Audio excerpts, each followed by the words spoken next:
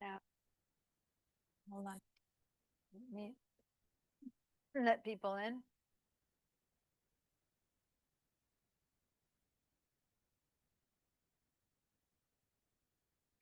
Hello, everyone.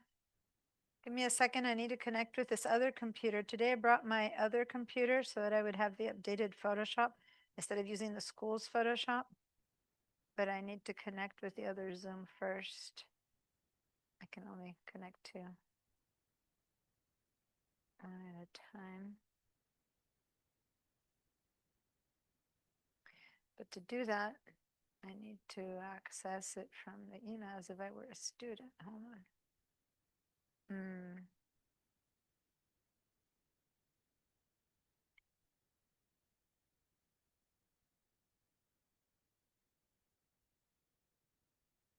Hello?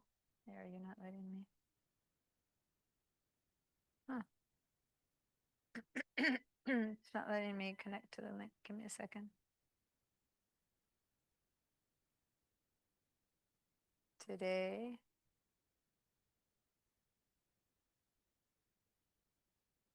Uh-oh. It's not letting me, huh? It's not good. Okay, give me a second. I need to connect with the code. For some reason, it's not giving me access. It only wants me to switch.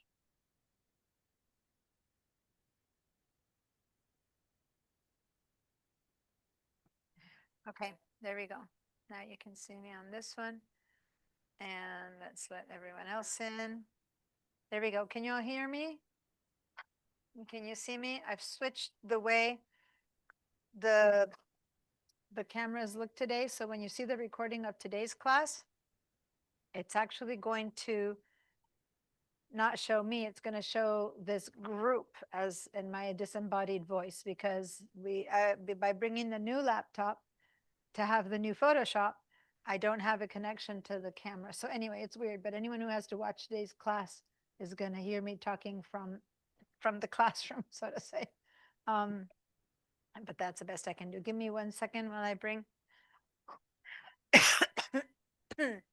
this back from the printer. And here you go. If you can go ahead and just sign them all, and then at least I'll have them. So Rebecca and Paula, if you guys remember when you were here, I seem to have misplaced the attendance sheets. And since you guys signed in 1 day each in person, if you can remember which day it was, and I'll put you guys in there as having attended that day. But I think it was the second class maybe for Rebecca, and maybe right after that it was Paula, because you guys kind of took turns, but just to remember, yeah. All right. Oh, I'm accustomed to looking at this camera. I got to look at this camera now to talk to you guys. Hi. How's it going? So let me take this headset off. I don't need it anymore. So I just finished teaching about an hour ago, a bit less, my class. And then everyone started looking at their phones, and there was this big hullabaloo because right next to us, but I didn't know we were hearing this, and now I'm hearing the helicopters, but they were helicopters before. We didn't think about it. We were just in class. So hopefully everyone's safe. And do you know what it is? I mean, I heard earlier there's all these sirens going down Yeah. Oh, to yeah. Magnolia. There was a shooting at the Ralph's at the Magnolia Plaza. That's why they were going so fast. They killed him. He's They dead. killed a guy Oh, wow. who you're telling me now was in the store with a brandishing a gun. He was. Oh my gosh. But was he like threatening people, or I don't know. I don't know any more than he's dead. He's dead. So we'll find out. Wow. Yeah, well, you always hear about it happening somewhere else, and then you go, no, it's somewhere else, and then no, and then yeah.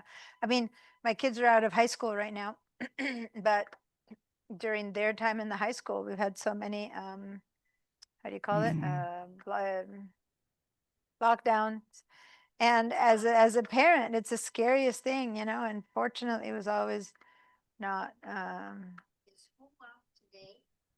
I came by San Marcos and there wasn't a single car in the parking lot. oh, no, school is not out About 1 today.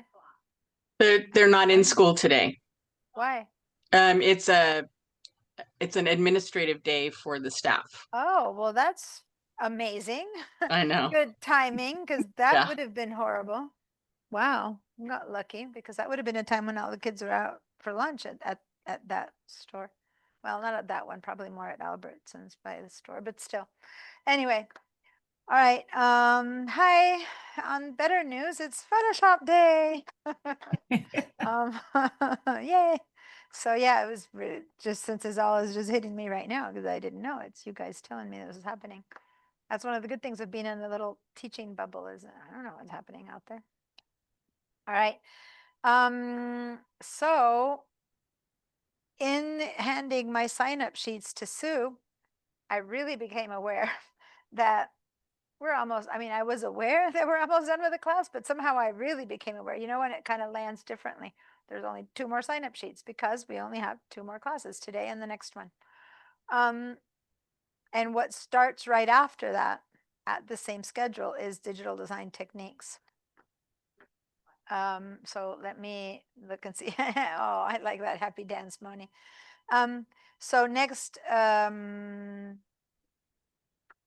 so Tuesday, so Monday, Wednesday is Photoshop today and Wednesday, and then next Monday, and I'm gonna write it in here in case anyone is interested. So let me just put it in the chat.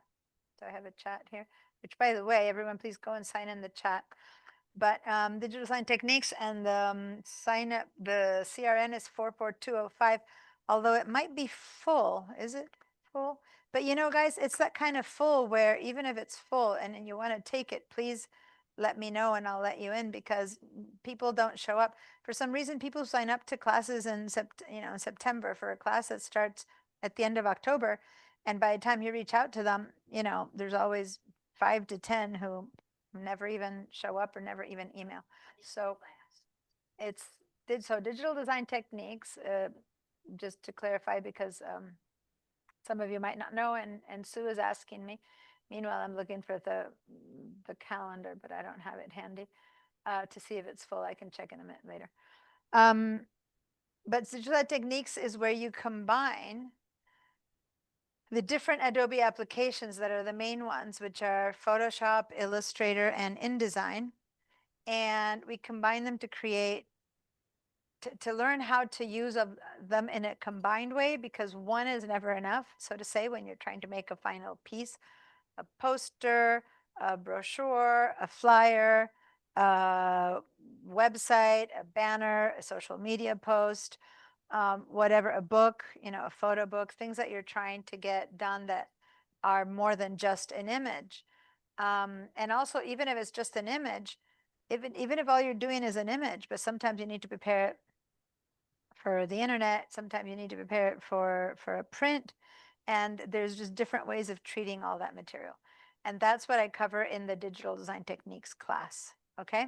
So even if you haven't learned how to use Illustrator or InDesign, well, that's the only InDesign class we have, so people normally don't have InDesign experience.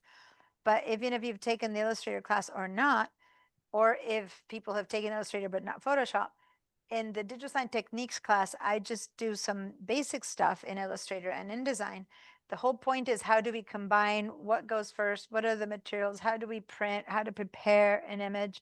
How to prepare an image for different media? How to get that final piece to the printer or upload it on the internet, et cetera, et cetera. So it's all just, and we combine much more work with text, work with, things, backgrounds, design, guidelines, things like that, more than just an image is what you do in Photoshop.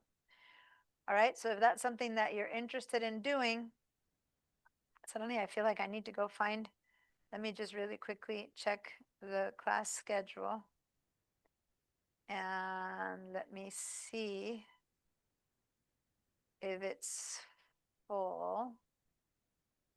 Oh wow, they already have the spring schedules up. What days is it on? Yeah, so it's the same as this one. Let me share my screen, Monday, Wednesday. And here I go. Hold on. Let me let Tatiana in.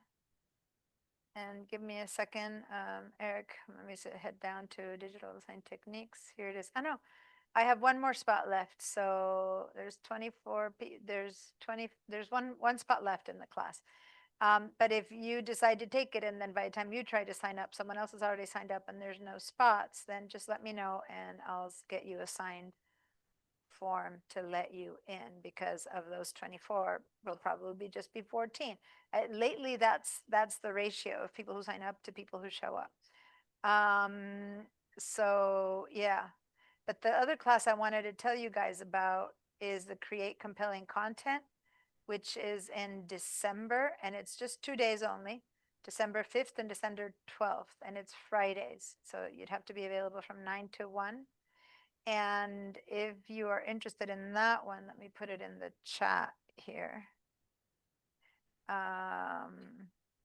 Create compelling content.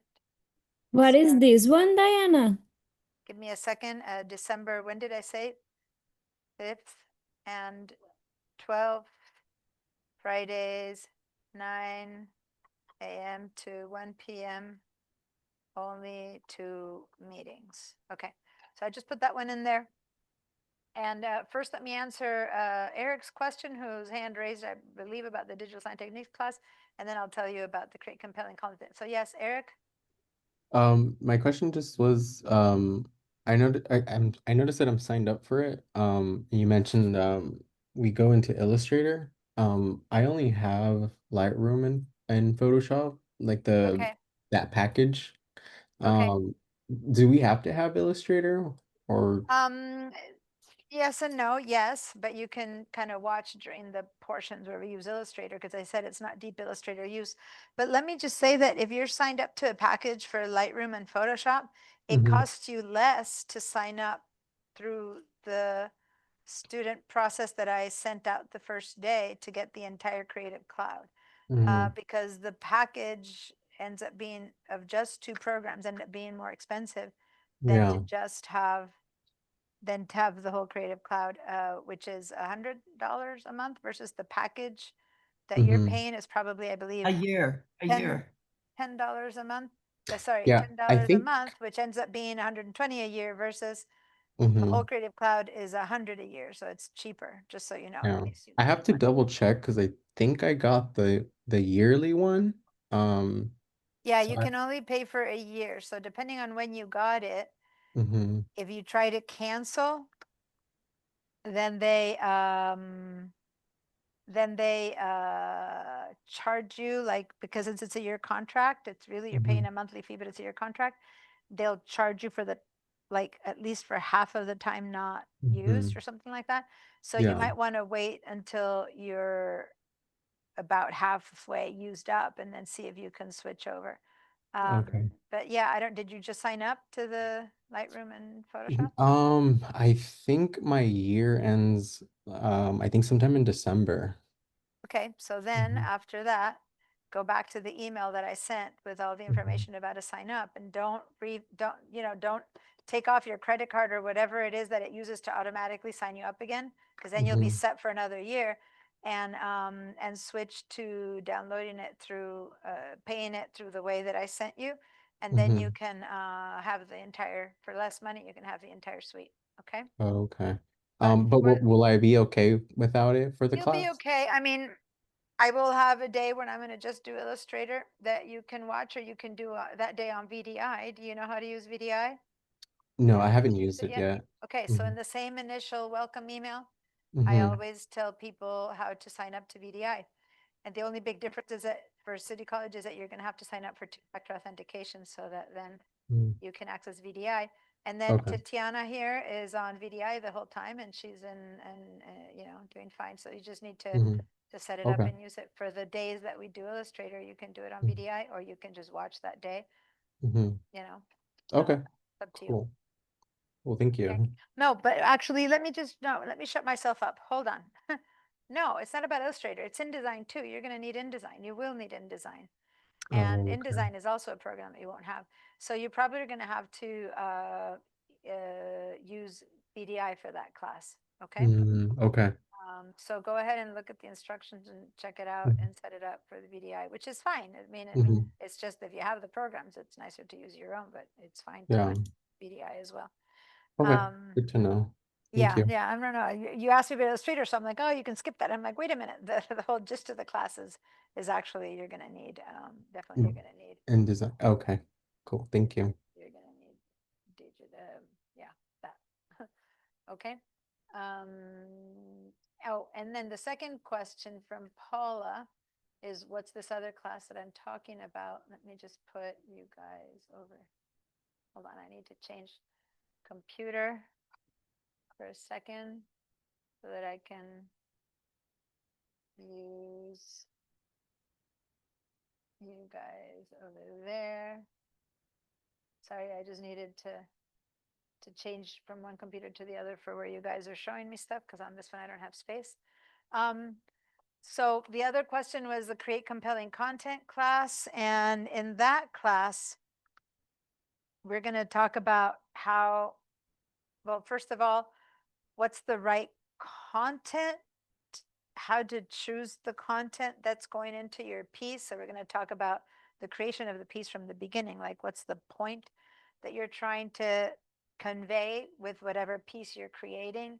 And if so, what's the right content for it? And then we're going to go and do a lot of, we're going to use applications that are not the Adobe ones. We're going to just use free applications, stuff that's on the internet. We're going to learn how to figure out how to find a good material, but mainly it's about clarifying, learning how to tackle a project from the beginning. You don't tackle it by grabbing a napkin and starting to design. You start to first figure out what do you need to say, what are you trying to do with a piece before you even start to design it, so that the right material gets put into it, so that the brochure that you create or whatever you make makes the right point across of what you're trying to make. Does that make sense? So that the content that you create for whatever piece or project you're trying to create is the right content for that tool. I'm having a hard time seeing you guys in here, so I'm hesitating because as I'm talking to you, I'm multitasking, trying to get to this other thing, which is uncomfortable. So anyway, here we go. So that's what the create compelling content's got. So the description, how to create content relevant, valuable, engaging to your audience, analyzing their needs, wants, and likes, discovering what question they're asking, the problem you solve for them, finding your authentic voice to create text, design, and image that are of shared value to your core audience. Anyway, which will that, and then let me see. The Illustrator's already happening, and yeah, digital. That's the last one. And that one's going to go for 3 weeks. So it's 6 meetings until mid-November. So it's actually short because it's only 3 weeks, but it's twice a week, kind of like Photoshop was. Okay. And this one's only 2 meetings. And then I have the create compelling content. And then I have intro to handheld devices and aliens entered in that one. That one will be in person here. Okay. So let's head over to Padlet, Photoshop. And unless someone put something in there in the last few minutes, right now, no, this looks just like how I saw it a few days ago.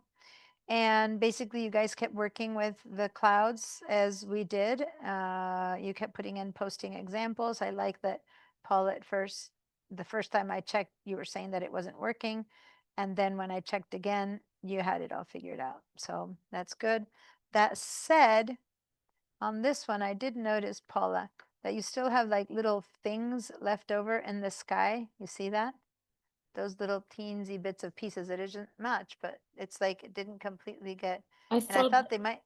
I thought they were birds. Oh, no, they are. It's the birds in the new. Now that I approached, it's birds No, in the I don't know. Are they? sky.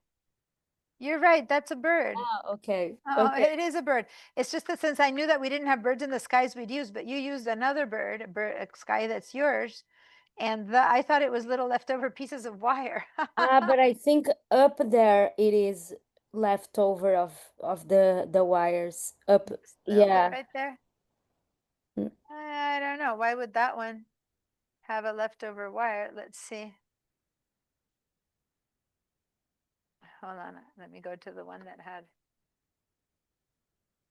all the. Oh, maybe that little bit there. Yeah, could be. That one little bit was a leftover piece. Because these are the birds that you left, and then there was one there that maybe is a bird, and somehow the computer knows. You know why the computer might know?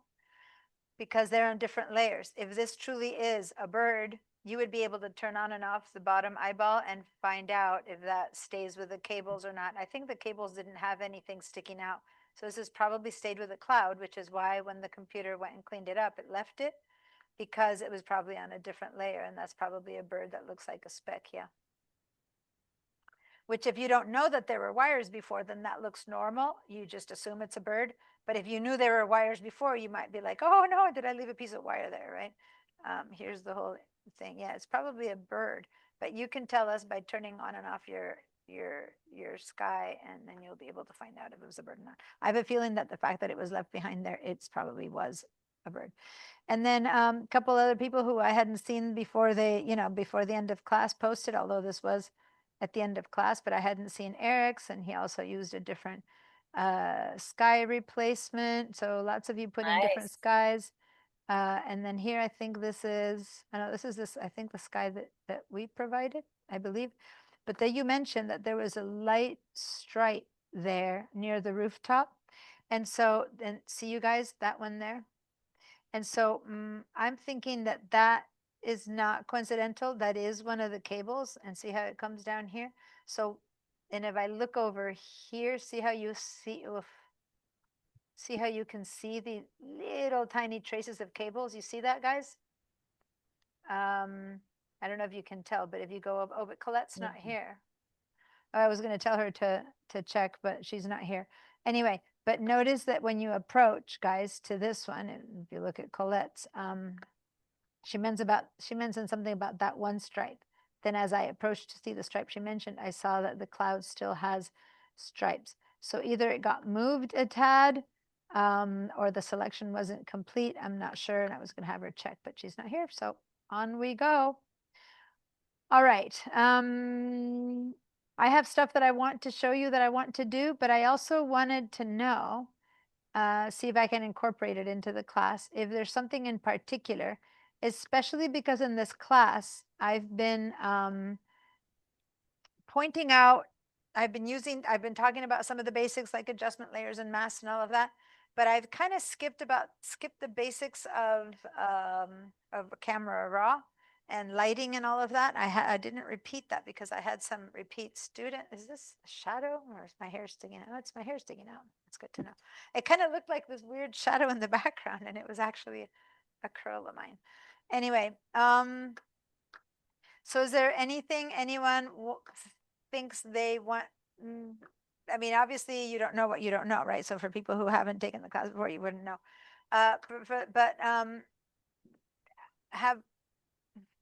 So it makes no sense to ask you because you wouldn't know. Wow, I'm in a bind because if I ask the people who already did this, you probably don't want the repetition. So now think about it for a minute while I answer Moni's question because she already had an idea of what she wants to ask. Everyone else, think about whether there's anything in particular that you want to ask for me to do before I continue on with what I'm hoping to teach. But again, I am usually towards the end of the class when there's just so much going on and many of you guys are continuing students, I'm more than happy to modify and teach you different things. So yes, Moni? So I have a photo of the headliner for our jazz festival, and I made a mock-up poster. I need to regenerate part of his background, and I'm not really good at doing that. So I thought, I don't know. I don't think, have you done that in this class where you I don't think in this class we did any regeneration. I think we did it on Friday. Did we do any in this class? Anyone who's here only? No, says Sue. Who else is only in this class? Eric, were you with us on Friday? No. Tatiana and Eric are new to this class, right? How about you, Paula? You three are new to today's class, right? So did we do any generating background from scratch? I Mm, mean, think- we did the Not the remove, background. We tried like remove to tool. generate the I think like like the the remove tool. iguana. Like We yeah, used it in, Italian. or okay. the columns. Yeah, we did it on the remove tool, but we didn't really do the generate tool. Okay. And guess what? One reason I brought this computer today instead of the school computer is that I downloaded the Photoshop beta on this one. Oh. So I wanted to, if possible, if we have a little time, show you a couple of those tools. But that's where the new generate is that does a better job. So what kind of, do you want to share your screen so we can see what kind of image you're talking about? Sure, Do you let have- me just you have it pull it handy? up. Yeah. Well, she's looking for that, and before she shares, anything else that you guys think of as salient? Ooh, I wish I knew. Especially, for example, Eric, you've been using Lightroom. Anything you want to see that Photoshop does differently, or that you would like to do in Lightroom that you were wondering how to do it in Photoshop because that Lightroom doesn't do it. For those of you who know nothing, it's all the same. I'll just keep giving you ideas. But if there's anything in particular you want to ask, Becca, Shamuel. I know, I was Shamuel, you did thinking Friday, so you have a bit more knowledge. Yes, Paula? No, I was thinking maybe we did work on like the sky replacement, but I was wondering like other backgrounds, you know? Mhm. Like we would like to, is it a similar process? Like the sky is a very typical thing to replace when you have this blah sky and you want to make it more interesting. So that's why there's a tool for sky replacement. But other than that, no, a lot of times the rest you would have to do replacements by yourself, cutting out an image. And so we can talk a little bit about that. So Okay. let me see what you're showing. Let me just close out my Illustrator. Okay, here we go. So this is the mock-up I made, Okay, nice. and I did it in And it by just the way, let me just say to everyone here, little pat myself on the back. This is Moni taking my digital design techniques class, right? And where she learned how to do this that you see in front of you, that awesome poster. Okay, sorry. So you cut out all the writing over there already. So what do you want to do here? well, yeah, I mean, basically, I wasn't so so let me just I'll have to admit I used Canva to do this to try and do it really Okay. fast. That's fine. But so what I would have wanted to do is to extend the background and then also get rid of this red line in the bottom. Mhm, And there was other things like this white part. You can see mhm, so basically I did a whole bunch of like layering things on top of each other, like mm,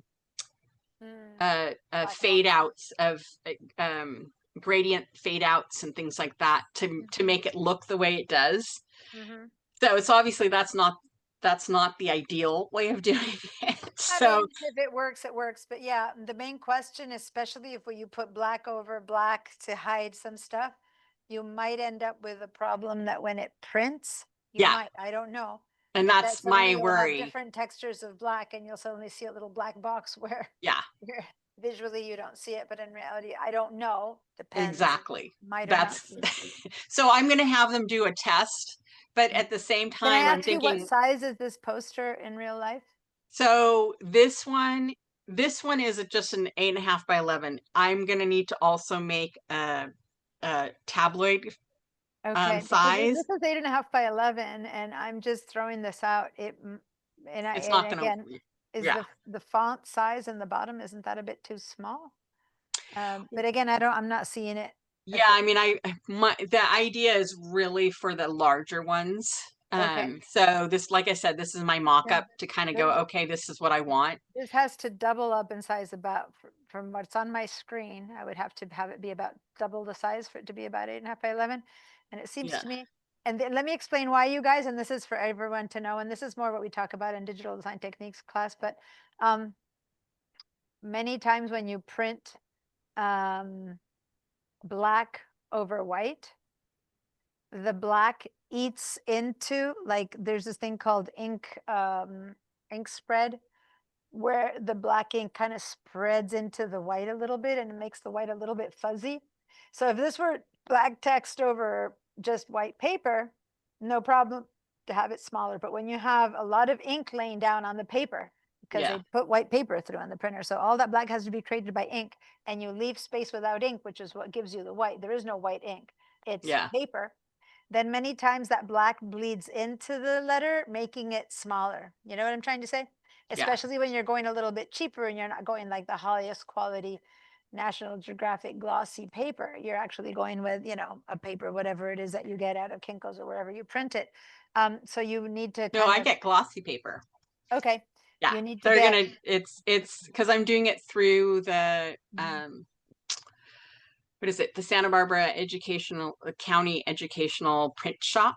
So it's Okay. part of the school. And they do an amazing job. So I get really high quality paper. okay, wonderful. That's really So, important, and guys. so that down below, Mhm, I believe that was 22 point.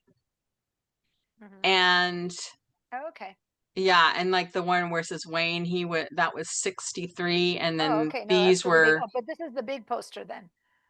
Not the 8.5 by 11. For that to be 22 points, you're talking well, about I a think big it shrank poster. it down for when it did the printing thing. So it's, yeah, it Okay, is what it because is. Like I said, it's 22, just if you my, design it for poster size at 22 points, that makes sense. And the Wayne Bergeron or whatever would yeah, be 60 points. But then you're printing it at half that size. You're basically having 12 points, yeah, yeah. right? Or And then 10 it's really points. tiny. You're Yeah. having 10-point letter type right at the bottom. Anyway, I don't want to spend too much more time on this, Right. guys, but this would be a very typical conversation of what we would work on when we're talking digital design techniques.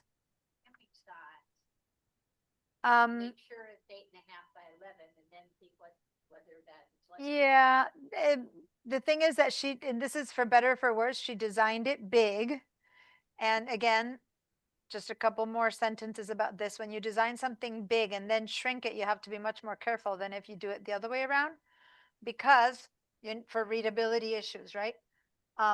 Which is why if you design a website now, you start mobile first. You first design it for your mobile, then you go up to what it would look like on a small tablet, and then you look and see what it would look like on a computer and then on a big monitor, because it has to be readable on the phone. If you started the other way around, you might end up with all these crunched elements in your mobile.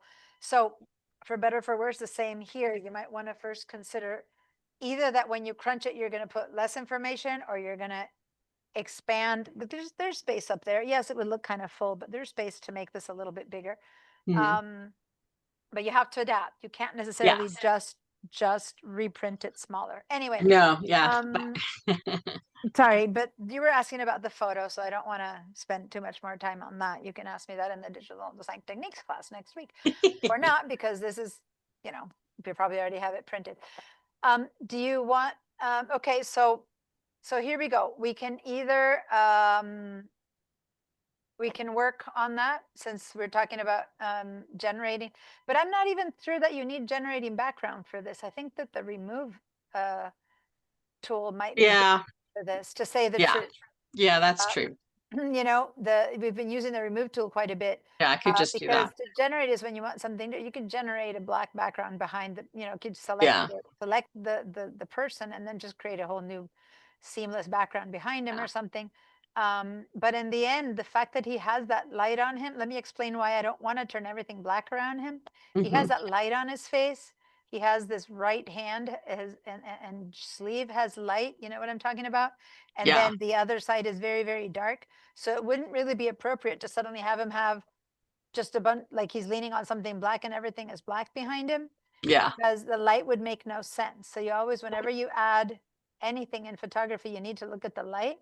And in this case, yes, we could certainly darken the background on the right. We could take the words out, especially because I don't know if you understand Spanish, but that basically is saying God. It might be saying adios, goodbye, but it basically says Dios, God. And it's a very strong word to read if you are Yeah. just, if your eyes are going that way.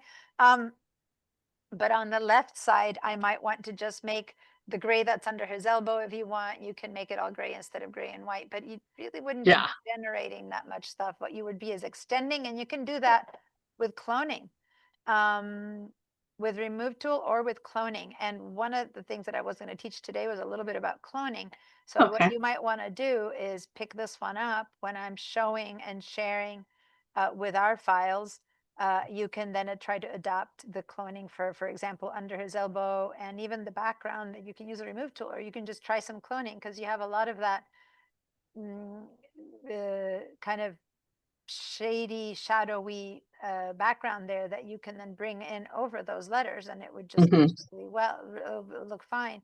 And the same with that little light that's the triangle over his shoulder, which doesn't bother me much, but it does look like a little flame out of context. Yes.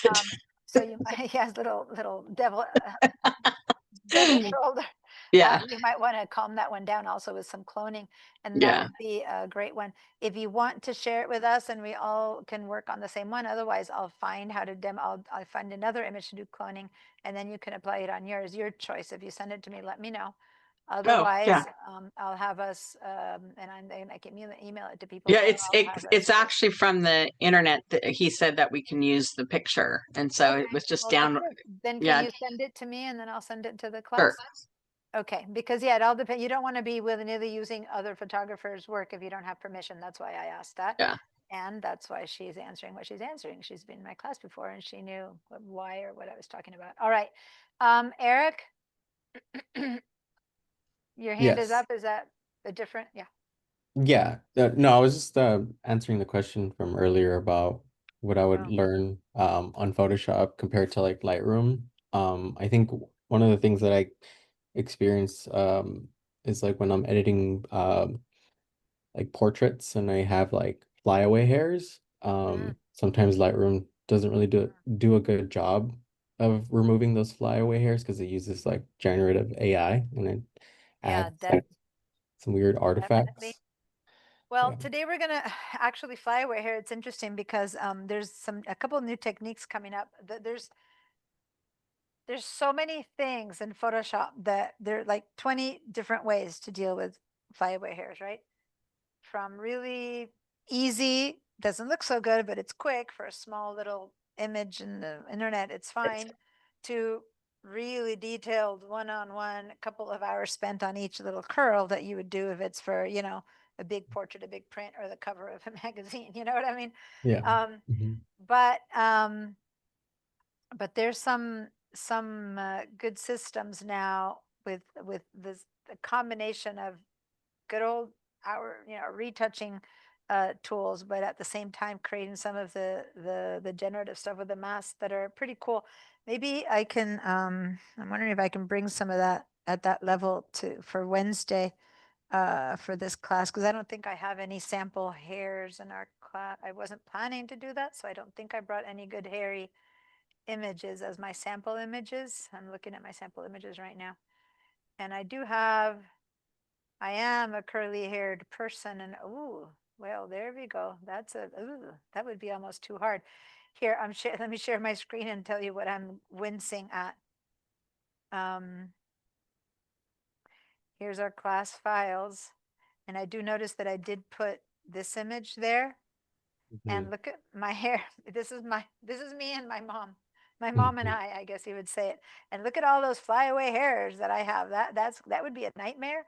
Mom's isn't so flyaway, but maybe I can use this one as an example. Sure, I'll consider that. Okay. Good point. And this one over here has some flyaways there. I mean, if it's a photo of me, it'll always have flyaway hairs because that's just the way my hair goes. But the question always is, do you want to keep them or are you going to get rid of them? And sometimes there's some that you get rid of, but if you get rid of too many, it begins to look fake, like you're cutting with scissors around someone's hair. So yeah, good. Thank you for pointing that out. Can you send me a quick email to remind me to see if I can set that up for next class? Yeah. Because I might otherwise forget, and then I might not get Okay. All right. Anything else that anyone else thought of?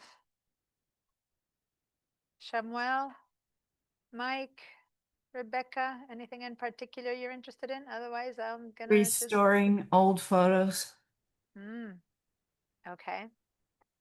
Yeah, I do sometimes bring some of those photos. This time I only brought that little one that doesn't count much, but a lot of the restoring counts on tools that have to do with retouching. And today I was going to keep working on some retouching tools that are not the generative AI ones. So anything we learned today might really help you with restoring photos. So good. Okay. All right. If there's nothing else, then let's get going. And let me actually share my entire screen for a minute to show you guys how down here in my dock, I have my bridge in my Photoshop, Illustrator, InDesign, and then I have this little icon. That's what the Photoshop beta version always looks like. It has like this little graph, like they're working on it kind of thing. And yes, you can have two versions of Photoshop running at the same time if it's a beta one. Otherwise, you can't have like two regular versions of Photoshop. You can only have any Photoshop version plus the beta always running at the same time. If you were to not want this version, you would have to not use it and download and downgrade down to 2024 or something like that. You can do that, but you can't run 2024, 2023, 2022. I mean, sometimes depends. Sometimes you were able to have two or three of those running at the same time before, but they start having issues with compatibility. But the beta is always separate. Now, I'm not recommending that you download the beta per se, because the whole point of beta programs is that they have a lot of, they have glitches, right? Because that's why they're testing them out, and they hope that you give them feedback and they fix it and back and forth. So if you're someone who's learning the programs and stuff and you don't want to have issues with weird stuff, you might not want to give that a try. But and normally on my computer, my regular computer, I have beta downloaded, but I don't usually have it on the school computer. But I did bring it in case I could show you, because it's just, I really, the one main issue when people put two things together, like Paula just said, instead of a sky, what if it's a different background? The main issue with combining photographs, collaging photos, is usually the lack of compatibility with the light. And I'm excited about the harmonize feature in Photoshop beta. I don't know when they'll put it in the official program, but that's what I was playing around with. But I haven't actually tested the one everyone's excited about, is the nano banana, the generative one, but I haven't used that yet because I've been playing around with the harmonize, which is pretty cool. But to show you how you would download that if you want to, and remember, you have to have a computer that's up to speed and is good and whatever, you would go to your Creative Cloud. Now, if you're on a Mac, the Creative Cloud shows up here on the top on your your menu over there. You should see the Creative Cloud over there. If you're not on a Mac and you're on a PC, you would probably have to go and search it in the searching for applications. You would have to look for the application. The application is called Creative Cloud. And it's the application that when you open it, and I'm going to open it from here, it's actually the Creative Cloud application. And in that application that gets installed when you install all the rest of your apps, then over here, you can go to apps over there, or you can go to installed apps over there. But if you just want to see all the apps, you go over here to the apps over there, and then you see every app available to your plan. And one of them would be the Photoshop beta. Okay. Now, if it says open, that means you have it installed in your computer already. Some of them will only open in the browser because they are made to be online. Others are stuff that if it says install, that means you just don't have it. And I don't have on this computer a couple of the others, or you might have it that open only in browser. So anyway, but if you already do have it installed, then it will be over here. So over here where it says installed apps, I have the Photoshop beta right there, and I have the Photoshop. So then you check on updates, and since I just updated, everything is fresh. But this would tell you if there's anything you need to update right now. About a week ago, I updated everything, so there's nothing. But sometimes updates happen in 3 or 4 days, you know, when they catch something. So anyway, this is where you would have to look for that Photoshop beta, and it would download as if it's a separate Photoshop, okay? Again, I recommend that you do it only if you have enough um, power on your computer to do that. Let me open it again. All right, so what else is up with this Creative Cloud? What else is it good for? Make it a little bit bigger. Sorry, I'm having. So over here, if you go to the home, and I don't know if you guys have it open and you're following through with me, but go ahead and open it otherwise, because I am going to show you a few things about this, because we're going to talk about libraries right now, amongst other stuff. I do talk more about libraries in the digital design techniques class, but I want to at least bring it up to explain what a library is. But anyway, if you head over to the home, then over here on the right side, you'll see that it says Adobe Fonts, Plugins, Adobe Stock, Tutorials. Okay, this is where we were before, updates or apps, I already showed you. But fonts, plugins, stock, and tutorials, by the way, here under tutorials, you can learn quite a bit from the tutorials that they have. Fonts, again, we're going to talk about that I talk about that in my Illustrator and in my digital design techniques class, so I'm not going to talk about it here in Photoshop, but if you're interested, you know, consider taking those classes. And then Adobe Stock, let me click on Stock for a minute. And right now you could take a little tour of what it tells you that it can do, or you can just skip it for a minute. So I'm going to just give you a mini tour myself. So I'm going to skip that. And notice that here on the left side now it says license stocks. And the new thing is projects, by the way. This is very new. And it's in Photoshop. And then you have your libraries. So if you decide that you want any of this stuff, and I don't know why it's choosing to show what it's choosing, it's just default stuff. But say that I want one of these, so that I click on this hand right there.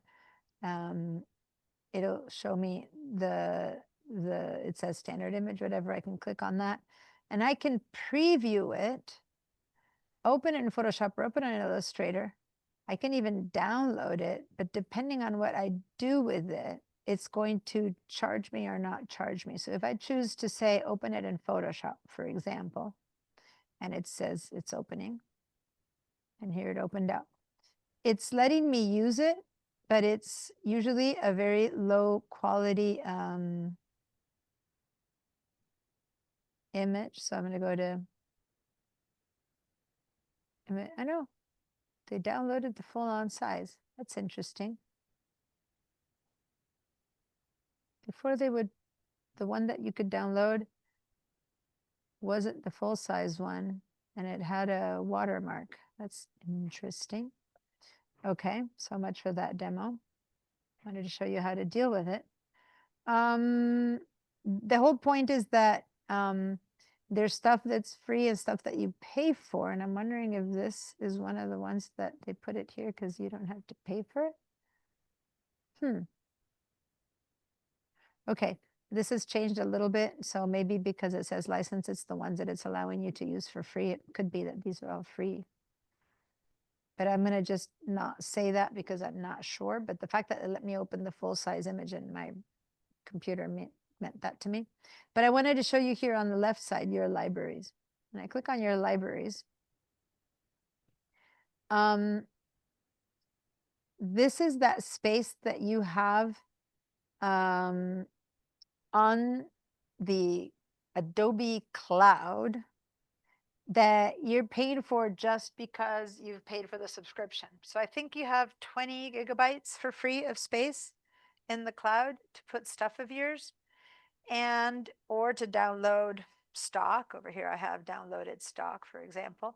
And the important thing is that if you have it in the cloud, you can access it from any of the Adobe applications to use everywhere. So when you are, you know, no matter which one of the applications that you're using, you could find it. So I'm going to go into Photoshop right now, for example, and in the, I'm trying to see which version we're using. We're using the photography view, depending on what view you're in. One thing I haven't shown you yet is the libraries tab. It's been hiding behind the adjustments tab. There it is, a libraries tab. And when I click on, and by the way, I think you need to have an app. Right now I have this photo open, but since you guys don't have it, let me just go to Bridge and open anything. Let's open this one. Let's open the door.jpg, which is one that I wanted to use today. And I haven't used many raw files with this class yet, so I wanted to do a little bit of raw file work with you guys. I mean, we've used the camera raw as a filter a bunch of times, but we haven't actually dealt with raw images yet too very much. But anyway, did everyone open this one? Go ahead and open this one. It's called door. Although probably more accurately should be called doors. But anyway, it's called door.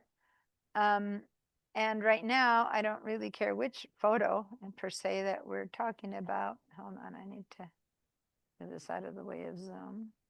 Here we go. But what I want is to show you the libraries. So here we are. When I click on libraries, it's showing me a bunch of names, right, of different libraries that I have. And if I go back now for a second to the Creative Cloud, these are the names of all these libraries that existed here. And so if I click on, for example, my, I have so many different ones that I sample. So here's my class libraries, for example. I go into class libraries and I have, this is online, okay? This is not in Photoshop. This is in my iCloud app. I can see that I've got a lot of different things, okay, that are part of what's happening in here. In one library called All Class Libraries, I can have logo colors, Discover New Zealand, which is a magazine I do in the digital magazine class, my Photoshop, my Illustrator. So it doesn't matter. This could be client names, group names, project names, right? I just happen to have it under class names. And when I go into Photoshop, here we go. Why? Didn't mean to close that. Why did it close? Oh, it opened in beta. Oh. Okay. Let me close Photoshop beta for a second because I was wondering how in Photoshop it wasn't open. I'm going to have to say right click and open in regular Photoshop. I forgot that now that I'm in Bridge, it's going to force itself to open in beta. Okay. So here I am, and here's my libraries. Okay. And since I can barely see them, if you really want to use your libraries a lot, I would recommend this be one of those that we put here on the side so that when you click on libraries, you can actually stretch it out. Like if you're really using your libraries, you might want to do that. And then over here, I have all my class libraries that I had shown you before, different kinds of libraries. Here's my all class libraries. And it's showing me, see the same thing. Remember that I had the thing called cloud, logos. Does that sound familiar, what I had shown you in the iCloud app? Mhm.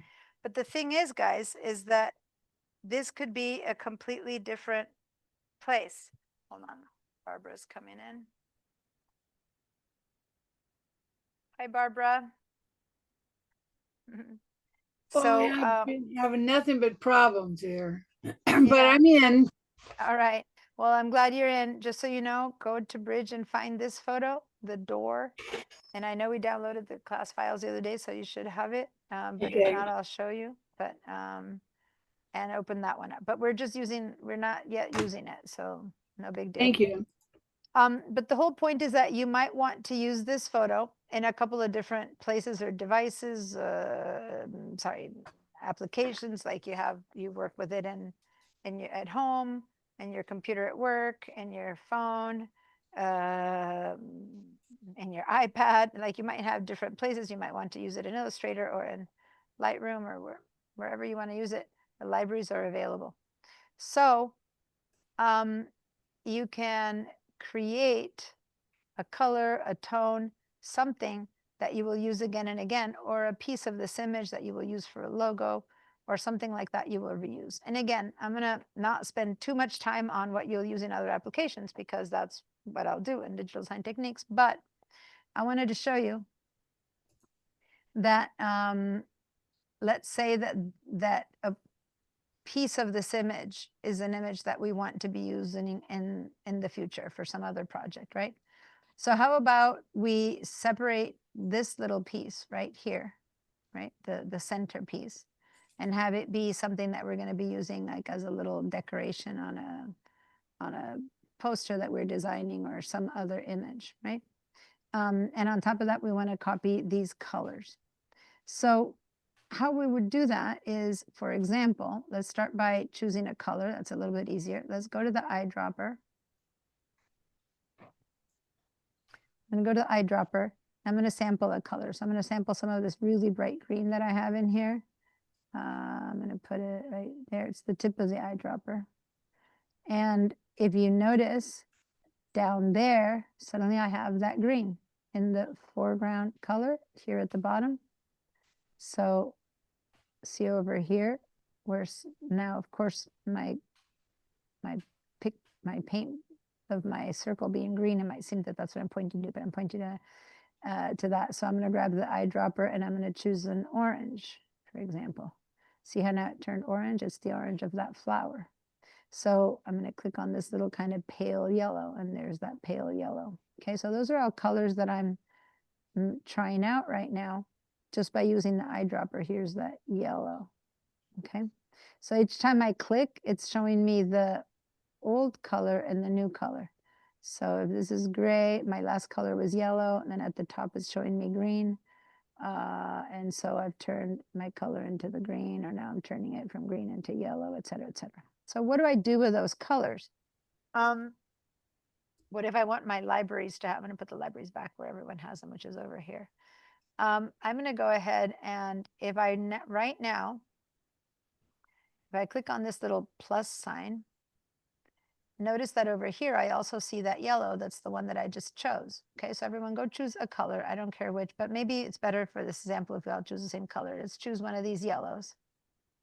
Okay, right there from this piece. And you can zoom in. It's easier because Command plus, plus, plus, and let's choose this yellow. So it's down there as a foreground color. But if I go to my libraries, so open your libraries, and it's possible that you have never created a library, so it might just say welcome to libraries and stuff. If it's saying welcome to libraries, I believe you still have the plus sign at the bottom of it, or do you first need to create one? That I don't know. Those I of you think who I never, need to create. you need to create one first. Okay, so go ahead and when it says create a new library, just call it Photoshop class, for example. And then you will have an empty space. And then you will have these icons at the bottom of the library. And then you can create on that plus sign. And everyone, give me a yes if you're at the place where you can find this plus sign in the library. And if you're nowhere near, and maybe I might need someone to share their screen who doesn't have a library yet so that I can walk you through it. I'll share. I don't have a library. Okay, so I'm going to stop my share. Did you find the door photo? Well, go ahead and share your screen. And if you didn't, I'll help you find it anyway. That'll help you catch up anyway. Oh yeah, you do have the door photo. Okay, so let me get my tools here so I can point things out to you. Here we go. So here's your libraries. Okay, and I see that you already grabbed with the eyedropper your yellow, so that's good. Now let's head over to the libraries tab. It's next to the adjustments tab over here. Where's your mouse? Yeah, up, up, up. Yeah, right there. Click in the middle of that. Yeah, click on your libraries tab. That's not what is showing. Oh, you have Zoom and There we other go. over here. Okay, libraries. Yeah, Got it. libraries. Okay. So now the libraries are big and you have, you know, so you might want to grab this line here and just drag it down because we don't have many layers here so that we can see. So right here, that line No, no, actually, hold on. Let's, that kind of moved, okay. Go ahead and now you're moving things. Here, let's go here and let's do a reset for a second, and then let me walk you through that again. Go ahead and reset. So you're in photography, so go ahead and say reset photography. Okay, and so let me just do it a little bit more carefully. First of all, we don't need such a big histogram right now. So one thing might be to grab that and make the histogram smaller, yeah. And that already made more space for the libraries tab, but then you could grab it, yeah, when you have a double-headed arrow, there, now the other way around, bring it down. We need much less layers today, so exactly that. Yeah, the first, yeah, click right there, and the first time you had move it when you didn't have double-headed arrow, keep going, we don't, keep going down to here so we can have a big library. For now, that's what we're gonna do. The first time when I had you redo it is because you had grabbed with a regular arrow and moved this so you had disjointed Right, it from its okay. edge. Now with a double-headed arrow, you moved it, so that was good. Okay, so now head over to the library. So we left a bit more space for our libraries. There we go. So now let's say create a new library. And now call this one here, library name, call it, I don't know, Photoshop class or Diana's class or Barbara's library, whatever you want to call it. Just click in there and type. Well, I'm clicking and it's not doing anything. Hmm. Where it says library name. Yeah, that's weird. Go ahead and say cancel again and see why it's not letting you. Try one more time and create, and if that's still grayed out. Huh. Yeah, it's still grayed out. Well, since you have other libraries, let's go put it in another library. Go ahead and say cancel then. But what I'm noticing, by the way, you guys, is that as long as you have Oh, a here's, library, how at about least, your yeah, library? but just so you know, the plus sign was there. Okay. The plus sign had been there anyway. Just back up for a second out of your library because someone had said that they couldn't create. And what I'm noticing, hold on, and maybe it's because she has some, but I wanted to show you that at least in her case, she's not selecting a library and yet the plus sign is there. So I'm not sure if that was there for everyone or if you really did need to create one first. But anyway, yeah, go ahead and go Oh, into. there we go. Create new library. But when I hit the Still not, cursor to yeah, give the library a name, it's weird. So say cancel out and go into your library then. That's okay. Go into your library, which you seem to have right there. Okay. And now there's a couple different ways to create this. The way that I'm showing you right now is going into this plus sign. See, this is your Illustrator class. You must have created this in our Illustrator class with me. So go ahead and click on this plus sign. And then it's trying to teach you. Go ahead and say cancel, or now you're going to have to take a tour. Yeah. So now click on the plus sign again. Yeah. And so it's giving you a choice, you guys, to either just save the color or save the graphic or both. And depending on what you're clicking on, like if this was Illustrator, you might have 3 other options, right? But right now, those are the only 2 choices that it's asking you. Do you really want that or do you want that? Now go ahead and click on foreground color because that's what we want. Okay. And now loosely placed, because you hadn't put it in any particular place, in fact, in this place called not groups, you've created a little color swatch that's specific to this image, right? Because you picked Yeah. it from this image. That now let's open any other file. Go back to Bridge and open anything else. I don't know. Anything, I don't really care what. I don't know where you have Bridge. There we go. Open Bridge and let's open something that has no yellow. I don't know. One that's not a PSD. Glacier. That's a PSD. Okay, so go ahead and open that one. Yeah. That's, I don't want anything that's, I don't want to. And I just want to, you can just double click, but anyway, just say okay to that. Why didn't it open? It's a, here, it's an embedded color profile. Just say Oh, okay here, to over that. here.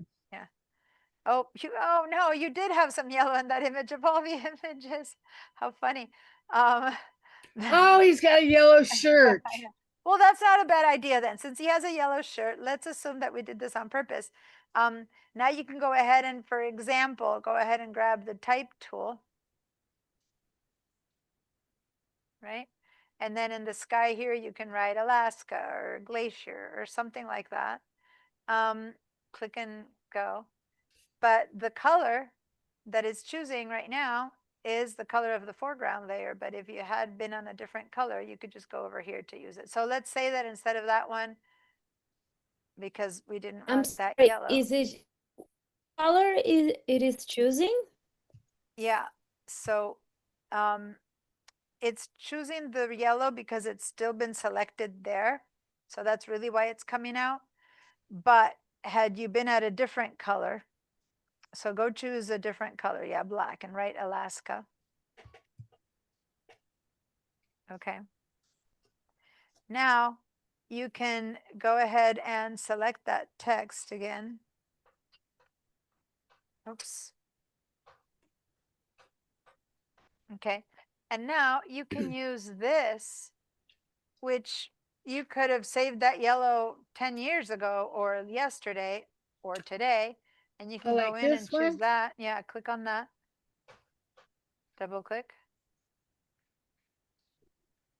It's not coming in. No. Okay. Let me, maybe you just need to drag it in, but give me a second here because. since Oh, we- let me turn this over. Right, let me open that same one here. Where do I have my good old There we Alaska? go. So everyone open Alaska in the background. Now what happened? I hit enter and it went away. Hold on, it's just that in my computer it's trying to open again in beta and I'm getting distracted. Give me a second, I'm not looking at you yet. Okay. So I was gonna make a box, but whatever, say that this is Alaska. When you choose,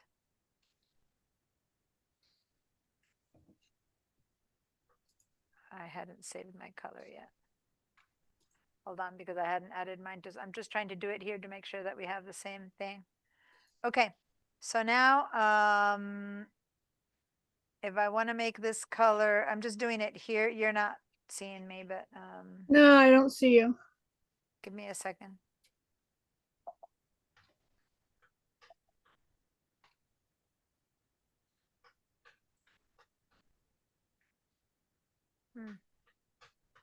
Just trying to get to pick it from the libraries, but it's not here. I'm trying to show you something, and yet it's not working that way.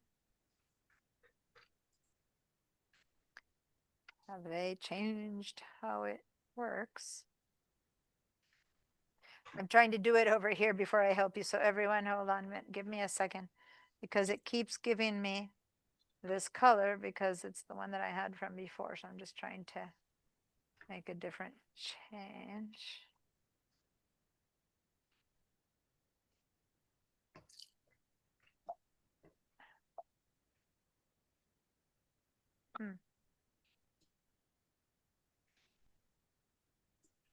For some reason, it's not letting me pick from the library, which is very confusing to me. So let me stop. And first, oh yeah, it's just that it's just that we had the same color.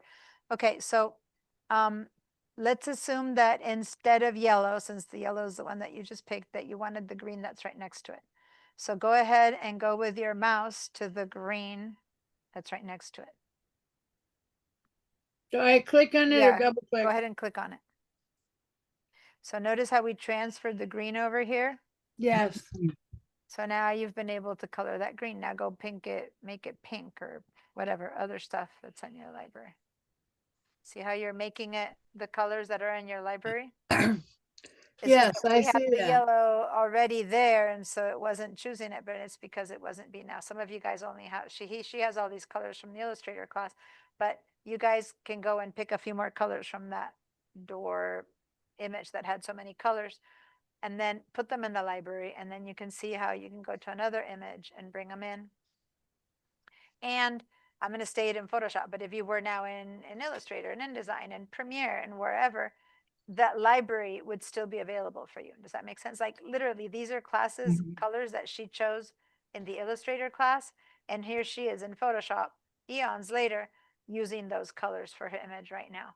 Does that make sense? It lives in your library. Now, if I want to move the text, do I double click No, you need to use your move tool, which is V? the move tool at the top, the V, yeah. And then you can go and move it around. Okay, great. Okay. All right. So I'm gonna stop your share. Was everyone I'm gonna Oh, the classroom's empty. clear your answers right now and give me yeah, Sue's the only one here. But you know, two of us are here, not Sue. Sue and I. Sue and I. We are two here. So was everyone able to create some colors and use them for use them from the library? Now, the whole point is that we could have put a whole image in there too, right? And then bring it in, for example, into your Illustrator or your other Photoshop or whatever it is that you're going to do. So it's not just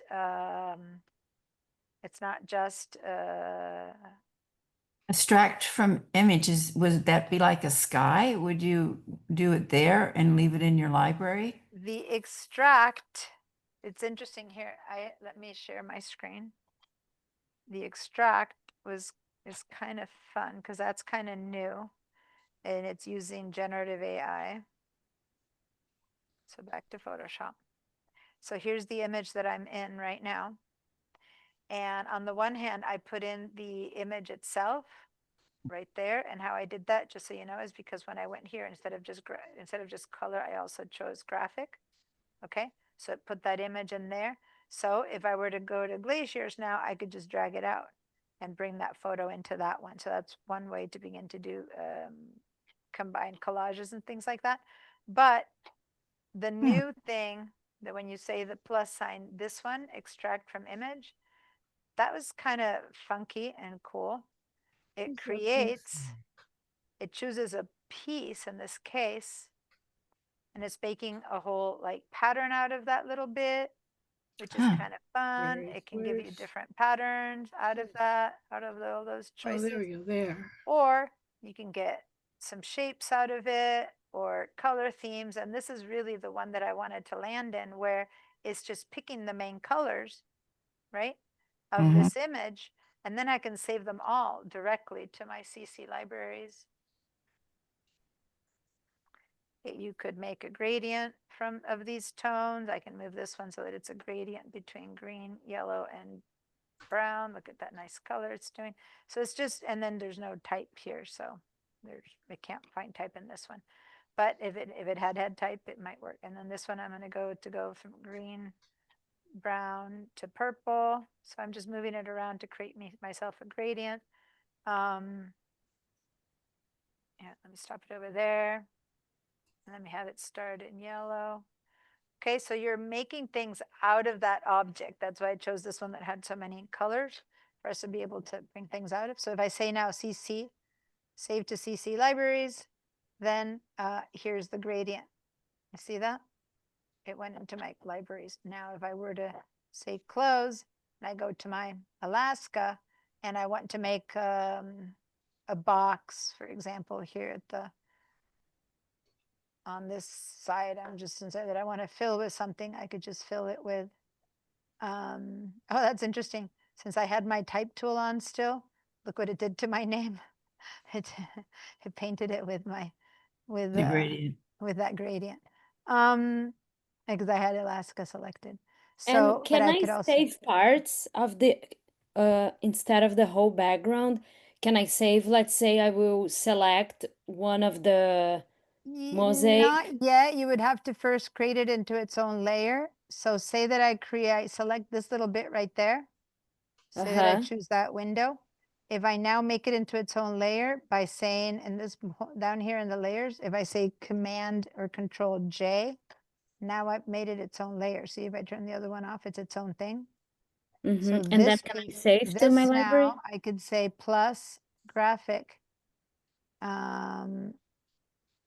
Why is it trying to save it? Is it too? And here it goes. Now it created just that one Oh bit. my God, that's so cool. So Okay. now I go over here and I can just bring that little bit into this image. Does that make sense, you guys? Yeah, So, that's really cool. so you can take bits and pieces, and these are easy because they're rectangular-ish, which is kind of why I brought it. They're not perfect rectangles. It's not the perfect image, but it does give us the chance to make selections that are very specific. And then Command or Control J so that it's its own layer. Okay. This linked smart object file is missing. Okay, we'll delete it. And then when I have that as its own layer, then I can make this plus sign graphic. Now, we've been putting things all over the place because we didn't have a group made. But if I were to make a group called doors image, right? Then I could have put extract the colors of the doors image and the graphics of the doors image and make it all be part of that group where I could have that plus that door in there. So let's try that. And then after that, we're going to continue with doing some other stuff. But let's go to this little group icon right there. Just that tiny little group icon, new group. So it opens up, and I'm going to call this one from door. Whoa, hello. Thank you. When you type the F, I'm going to double click from New group. doors .jpg, for example, because that's where it comes from.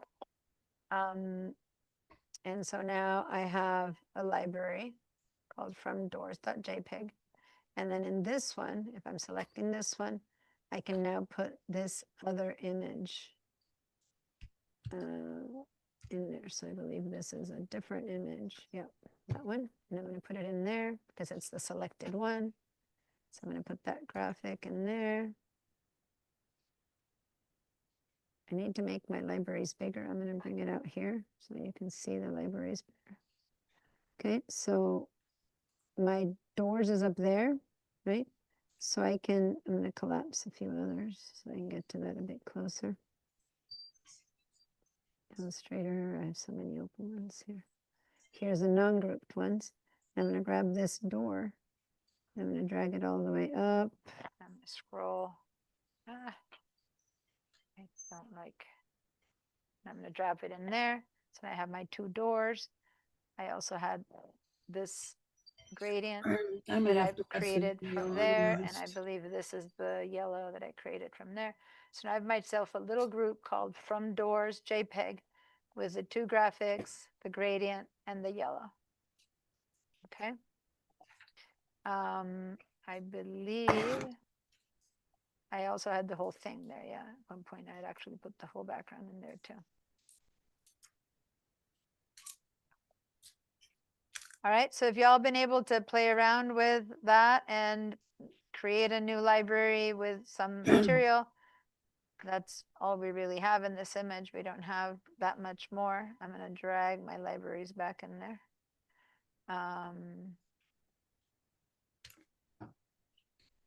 Let's make this a bit smaller so I can make this a bit bigger. Okay.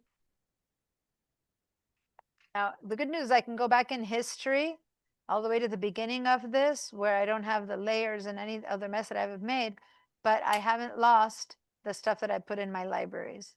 So it's one of those things that doesn't get undone. The fact that I put these things in my library still exists, even though I've gone all the way back to the beginning in the history. Like I was in all these, layers and things where I go all the way back to zero to invalidate any weird thing I might have done to this image. My libraries are still alive. Okay. Any questions about that? Give me a yes if it's all working. I mean, you might have done more. Let me clear your answers. Hold on, because I see yeses from before. Clear your feedback. Let me put your chat out here so that I can see you guys better. Okay. There we go. But anyway, I really enjoyed the extracting all the colors. So I'm going to go ahead and do that one. Again, extract from the image, color themes, and I'm going to save that to the CC libraries, but I don't like that it didn't tell me where to save it to, and that surprised me, which means I'll have to go drag it, but I thought I would be allowed to figure out where I would drag it to, but I guess not. Okay, so I'm going to drag that up here. So these are colors from this. But I don't see the yellow, so it doesn't seem a very good capture. Let me go to the extract again. Those are the same colors that I Yeah, got. those blues. So I'm going to move one of these to the yellow. So now I have light, then orange, then green, then blue, and the yellow. That makes a bit more sense. Yeah. Now I'm going to save that one. But why is it not letting me choose? I go to this plus? No. If I say save CC, it's just dropping it in the middle of that, and I don't like that. I should be able to tell it where to save, but anyway, if you'd have too many unorganized things, you might not distinguish which one came from which. So anyway, I'm going to close that and put it in there, and then I'm going to get rid of this one, because this one has two blues. I didn't like it, so can I get rid of stuff from here? Yeah, I can either right click or delete, or I can just drag it into this little trash right there. And now I have the correct set, and I don't need this yellow anymore because I have that. So I can get rid of that one, for example, and delete it by right clicking this time. And now I have my gradient, my set of colors, 2 images, and the background for whenever I want to work on this again. So Rebecca, I'm sorry, you said something and No, that was the same colors that came up when I did that. Oh, yeah, and you get to choose yourself, which are a better selection of colors that you prefer, and a different green, or you want all the yellows, and you don't want any of the blues. You just move it into all the different tones of green, and you can make up your own. Now I'm getting like 4 greens. So you're making your own color chart. Yeah, so I can make my own. Basically, these are, look at that, 5 greens, none of which would have been the way to represent this image automatically, but I got those 5 greens from there, right? Anyway, so I'm going to close. Now, what are these numbers? That's the color number. Yeah, so see how it starts with a hashtag, and it says 18B03C or whatever it is that this thing says. I'm going to close this, and let me show you where those numbers are. So now I chose one of those greens, and way down here in the color, foreground color, when I click on it, it brings up that color foreground color picker. In the past, I've brought you here only for masking. And in masking, I've told you to turn it into black and white, right? And in fact, if you ever did choose black or white, whenever you clicked on it, said, oh, that's wrong, just cancel, that's cancel. Like, I haven't talked about that box. That box isn't good for when you're masking, you just need black and white, that's all you need. But when it does open up and you are looking at colors, then it's a really useful box. You can pick a color going up and down this little column and say that you pick a bright pink. And then of all the bright pinks, you can choose light or dark, desaturated or saturated. So I'm going to click in here and I'm going to start moving my mouse around. And you can see over here that depending on where I'm clicking, or I can just click around. I don't need to drag it. Here's dragging, or here's just clicking. I can get from, this is the middle of that color. And if I go up or down, it's lighter or darker. And if I go right or left, it's more saturated or less saturated to the point that it's gray. So then I can choose the version of that color. And then down here, I get different color models in which to call it. There's a little bit of an extra space there. That's because HSB is one color model, hue, saturation, and brightness. RGB, red, green, and blue. CMYK, cyan, magenta, yellow, and black. Lab, lightness, and I don't remember what these mean. And then this one is what we were seeing before, a hashtag and a series of numbers. And this is the hexadecimal notation, which is what we use in CSS when you're in creating a website for that color. And it's these numbers that appeared when I did the extract from image and it shows some colors, that's what these numbers are. You see that? So I can specifically type this number in to that color picker and I'll get that number. So let me see if I remember it. F27, F27405, F27405. So I'm going to click on the color picker and over here I'm going to write F27405 and there you go. That it's exactly that color that I had found before. Okay, so that's the exact combination that will give me that color for me to then go and use that for example over here and making a little box or something. What's that? Did somebody say something? My books were sliding and I said, oh dear. Oh, okay. All right. So now over here, I'm going to make a little, box of this color and I'm going to fill it in with that tone. And I'm going to make a new layer. And I brought it just from the other place by saying, whatever, F205 or whatever, just by knowing the numbers, I brought it in. Okay. All right. I want to stop there. I just wanted to show you the usability of the libraries. Really quickly, let me show you again the Creative Cloud. Is that sharing itself? Yeah. So over here, in the class libraries where we had been working in, it turns out that I have now, this is the Creative Cloud. There's the From Doors JPEG group that I just made, and there are all the files that I put in Photoshop. Available now for me on the cloud from anywhere and anything. When I send them to my account, I can have these, and I could share this with a group that I'm working with. So say I have 2 or 3 people that I'm working with, and we're working on the same project, I could now share and put in their emails and their information, and they would get a list. They would get a information that they're available to share. They wouldn't share everything. They would just share that which I'm willing to share with them. In this case, I might want to just share the From Doors with them, for example. Okay. Now, you can also go over here and download fonts and other stuff, but I'm going to leave that for when we do talk about that in the other sets of classes. You could have created a new library from here. Let me just stop this share, and I'm going to close the iCloud, the Creative Cloud app, which I rarely show the Creative Cloud app, and there's just so much stuff there. I thought I'd show a little bit of it in this group. And now I want to continue. How's it going, you guys? Any questions before we move on? This class, this always moves so fast. I can't believe that I already have my alarm ringing telling me to give you guys a break. How is that possible? By the way, and Moni, did you share that image with me? Yeah, I emailed it to you. Okay.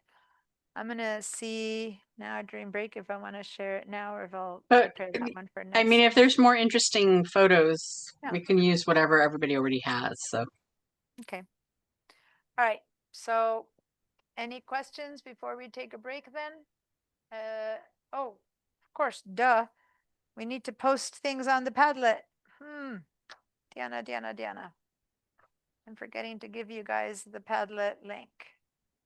So let's put this in the chat.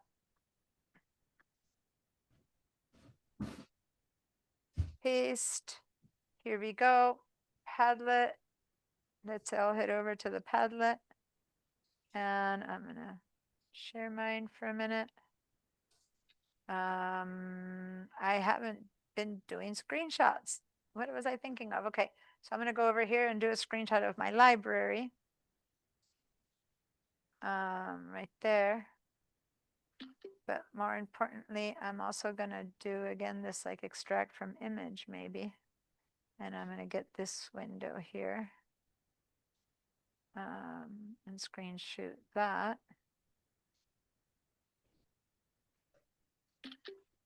And I'm going to put that one in there.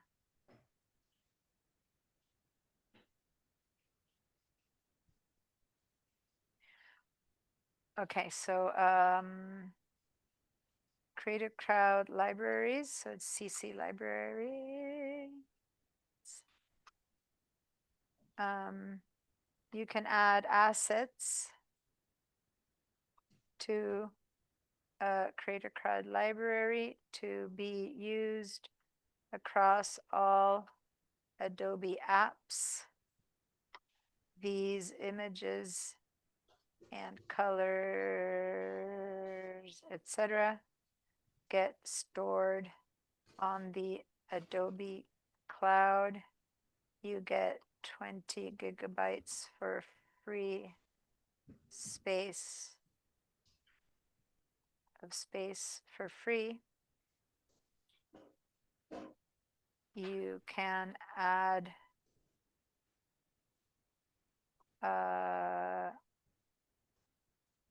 other users to share your library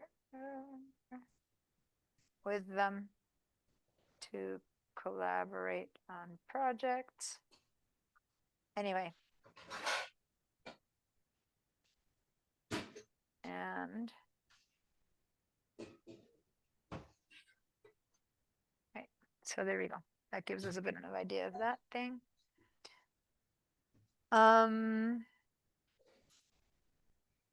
Okay. So hopefully you guys have a few more interesting screenshots. I forgot to ask you to take screenshots along the way as we were creating this. Let's take our 10-minute break. For some reason, this class disappears. It's like, I've said that every time. I know, it's just that every time it hits me that I can't believe that it's already midday. So it's 6:41, so be back at 6:51 p.m. All right, see you guys in 10.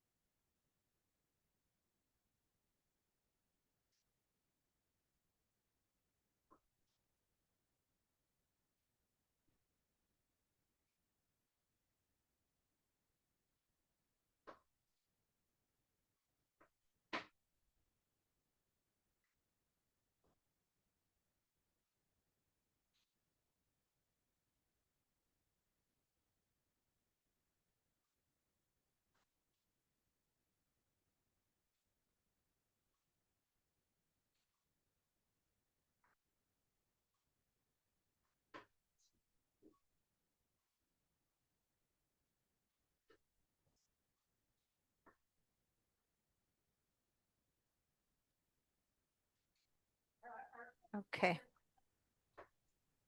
Our only choice are wires and people. Under just the automatic remove distractions, yes. So Sue is asking me whether under the remove distractions tool that we used in the past, that's sitting there under the remove tool, the one that uses generic, not generic, generative features, the only two automatic options in the Photoshop version are people and wires and cables. They're, let me just share to show you what she's asking me. Under Photoshop, when you go to the tool that I haven't been able to teach you yet because it wasn't working in the school's Photoshop, here under fun distractions, the only two choices are wires, cables, and people. Okay. Now, that's just the generic AI, but that doesn't mean that that's all you can do. Those are the only ones that you just use automatic tools for, but that tool works way beyond the generic, the generating AI generative capabilities. Okay, is everyone back? Let me clear your hand. Let me clear your answers. There's no answers there. Okay, there we go. All right, so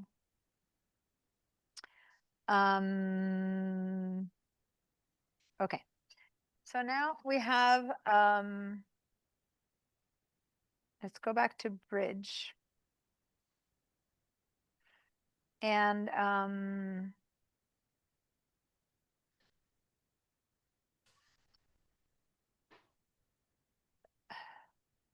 trying to offset whether I should do some of this with no, I'll just do it in Photoshop. Okay, so open this one, that's a JPEG. Trying to think, because I did need to do some more camera raw with you guys, but let's just go up here to JPEG. I think Paula still had some questions. There's some questions where? Paula? Yeah, but we can wait. It's okay if you want to move on. Did you write something somewhere, or just were you saying you had a question? Okay, go for it. No, in the Padlet. Oh, thank you. I wasn't looking at the Padlet for questions. Okay. Let me see. Is there a way to send the image behind the text? The pattern, how to send the back as well. And the shape black and white, I had an error message. Yeah, but then you put something else in there because the PostScript data is empty and invalid. Not sure what you were trying to send there. Is that this? What were you trying to do there that you got the second message? I don't know. But can you send the different parts of the image? Yes. Can you send the text? Yes. The pattern, what do you mean by the pattern? This thing? Or the pattern that you made, like you extracted, is there. Is that what you mean? You're muted. Are you frozen?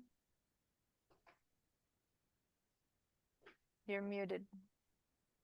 Hi, no, sorry, my connection. I couldn't hear. What was the question? Okay. So your question is, can you send the image that's behind the text? Yes, you can put the basic image, yes. How about the text itself? Yes. How about the pattern? Yes. You can put anything over here that you want. And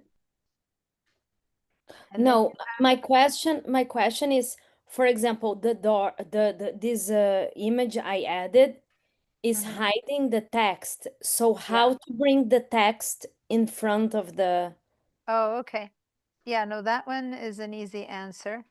Let's say that on this one I had some text and I had, let me go back here, go back to Photoshop. So here I have some text that's right there. Okay, so over here, I'm gonna minimize the libraries again so that I can expand the layers. And so over here, see, thank you for asking that, because somehow I forget sometimes what I did or didn't do. I thought I did a little bit of layers with the ball and the chameleon, But yeah, Oh, you did. here's Okay. something that's on top. Then if I go down to where I see Alaska, it's a bit lower. And if I put it behind the orange, you can't see the Alaska. So if I now want to see Alaska on top, I would have to go over here and drag it up Okay. so that Yeah, it's of now course, of above, course. Okay. right? So then I can make it bigger. I'm doing Command T to expand to make my Alaska bigger. I can bring it on top or below. I can put it down here, you know, wherever it is that I choose to put it. Oh, it's interesting. Notice how it's changing color based on where it is. So then I can move this box down here. I can move this window over there. So you just select the layer you want and then you move the thing. Okay. Okay. But now, can you put all those things in the library? Yeah, if I open up the library again, say that I want to put things into this From Doors library, I can grab this background layer. So I need to make sure that that's what I have selected. So let me get the Alaska with the background. I need to unlock it, you know, click on there. And I'm going to select that layer and I can either drag it over. That's one way. And I'm dragging it over right now. And then it's going to appear there. Or I can go to this plus sign and selecting this layer, make sure I have this layer. Then I can add the graphic and then it's going to bring in that graphic. Okay. Okay. Now, what I really don't like, and I'm not accustomed to that, I'm selecting the group and yet it's still giving me a generic thing. And normally, my experience, I could choose where it would go. Right now, I'm having to put it back in there. I'm thinking it's not a library, it's just a group. But I should be able to put something within a group. For some reason, it seems to want me to group it later, and I thought I could. So say I grab this Alaska, and I choose the Alaska. Can I just put it directly into this group if I put it in there? Yeah, there it went straight into the group. Okay, so I grabbed it from the layer right there and I dragged it straight in there and I dropped it on the word From the Doors and then it went to the group. If I were to choose to do that with this little orange box, for example, and I try to put it in there, it's not letting me. I need to grab it from the layer and put it straight in there. Okay, so not from the image. In Illustrator or in others, you can do it straight from the layer. But here you need to grab the layer and drop it straight in there. Boom. And now it allowed it to go in. So say if I go to this layer where I had a box of color and I drag it and drop it in there, now I'm going to put in a box of color in there. So yes, from the layer straight into the group, then I can choose where I drop it. But from here, when I do the plus sign, then it seems to go into just the generic part of my library, and then I had to grab it and bring it over into that group myself. But yeah, you can pretty much put any of these elements wherever you want them. Okay. Now, I have something I wanted to share with you guys. If you all did something like this where you have like a few layers, do you all have like 2 or 3 things on top of something per chance?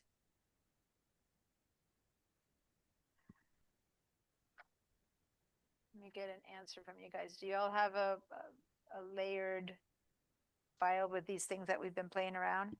Did you open Alaska and put, you know, text and a window or something like that? I'm only getting a yes from Eric, and I don't even know if it's an old yes. So can I get some yeses or nos?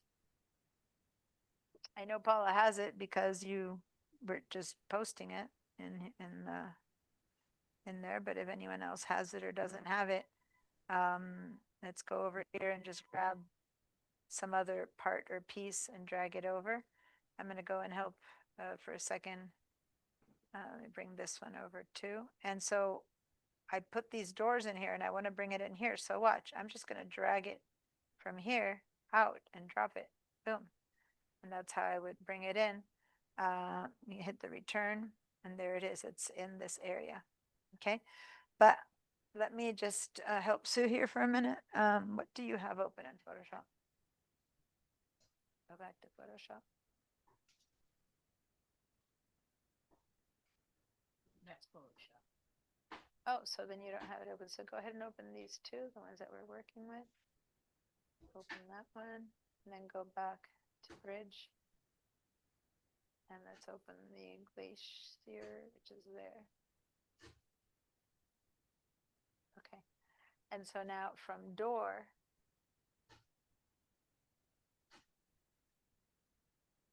I thought I had been looking and you had done the thing. Click on drawer again. Yeah. So let's close this, which is kind of in the way. It's hunting for the eye drop. Oh, okay. But that isn't where you would find stuff. But anyway, go ahead and let's do do you have, oh, because you're doing the remove tool. So let's choose the eyedropper with the eye. It's probably faster than going over there. And then let's choose a color. Just click anywhere, doesn't matter. A color. Okay. And then let's head over to the library right here.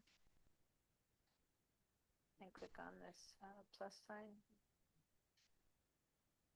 And then let's go to extract from image.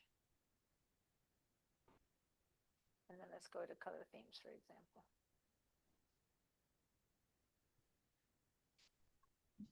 Good. And let's just say save to the libraries. That way you just have something here.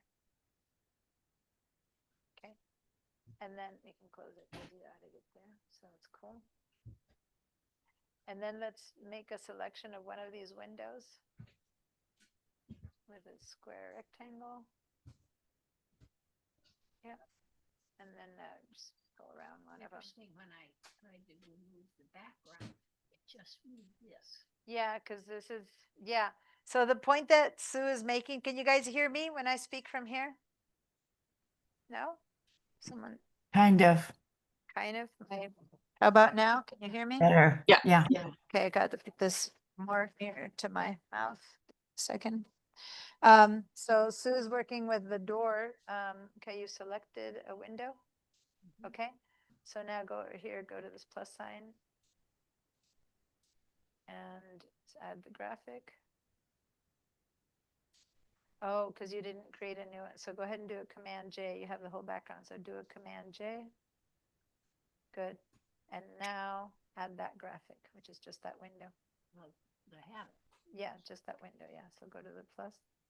Because the first time it added the entire background, and now just add just, yeah. So now you're going to have, say it's okay. Okay. Good.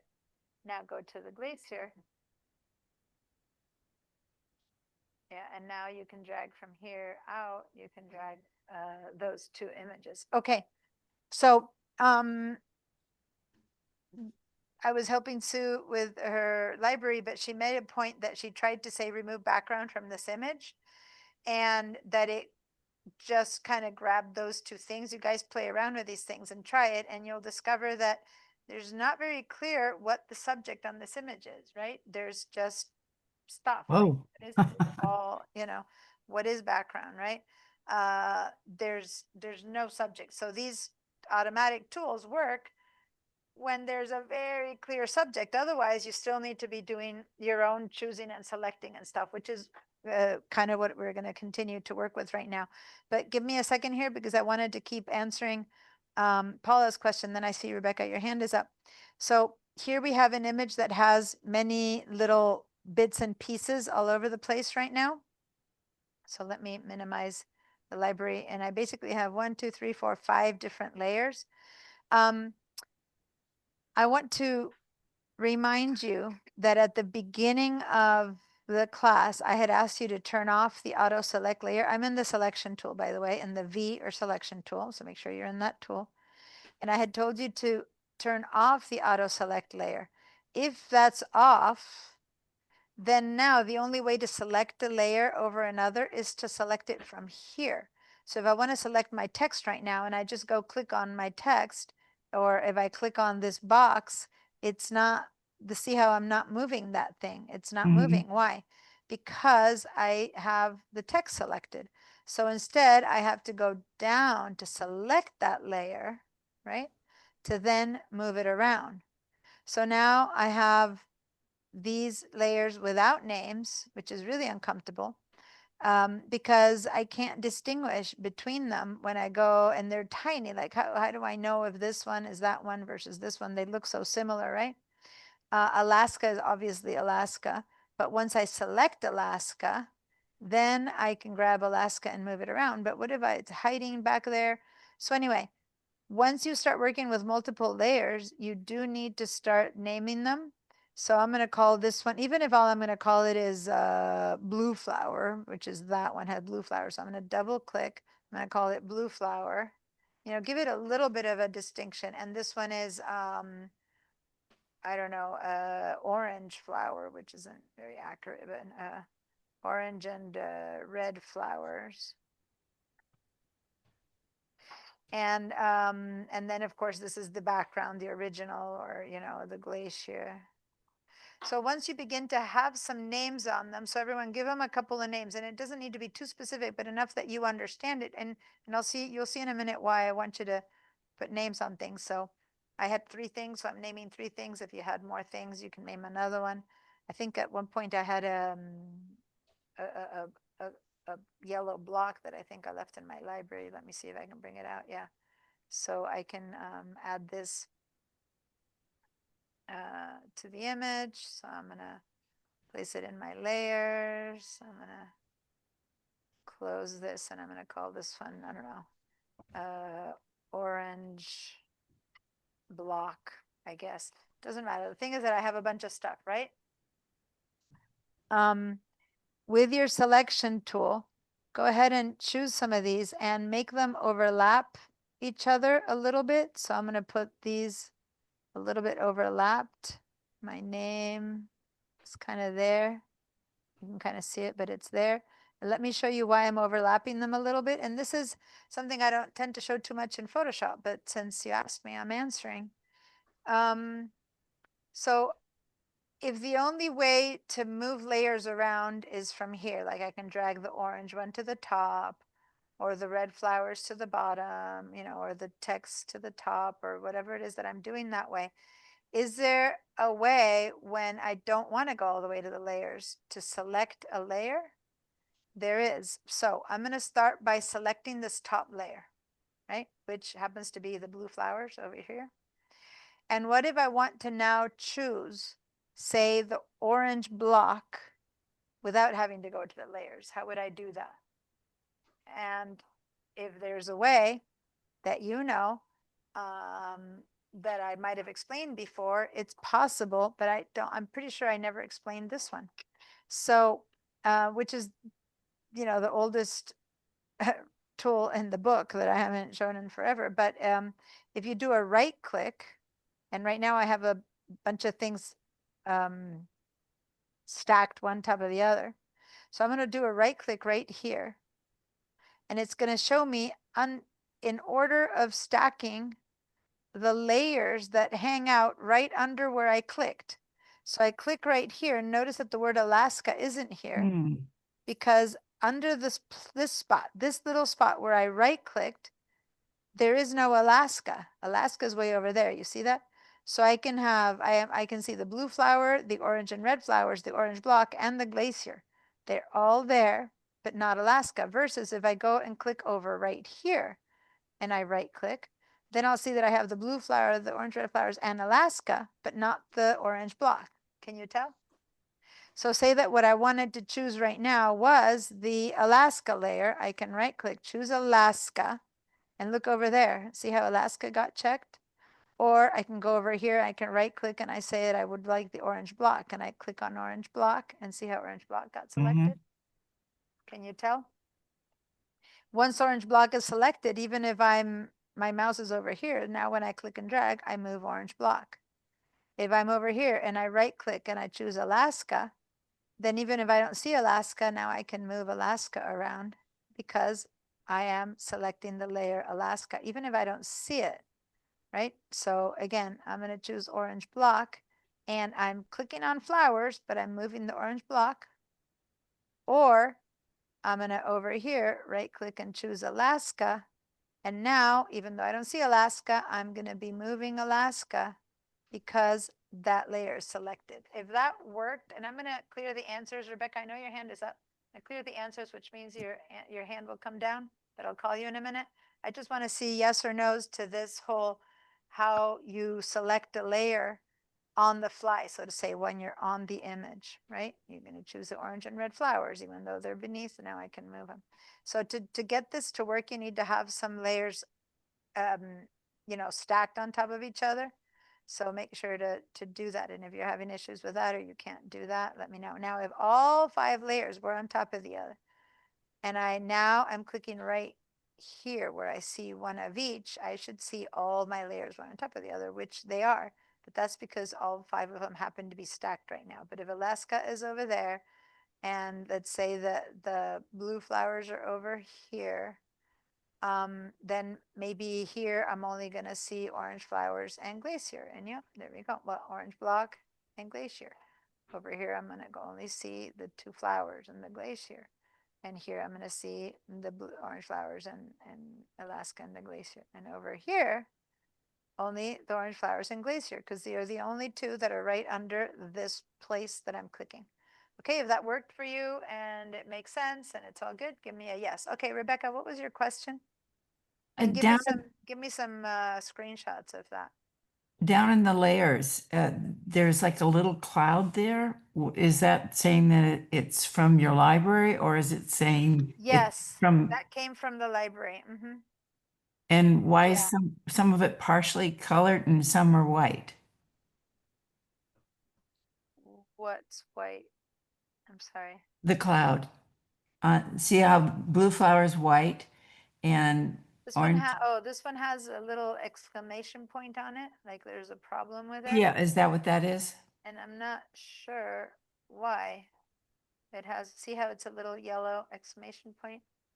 I don't, Yeah, I have one of those too. so I'm not sure why. When I right click, why does it have that exclamation point? I would have to research that. You're right. I don't know why, because we created them the same way. They came from the same image. They're the same. So I really don't know, to say the truth, why. I just dragged it in, the same one, and it's not, no, it's not the same one. That's the blue one.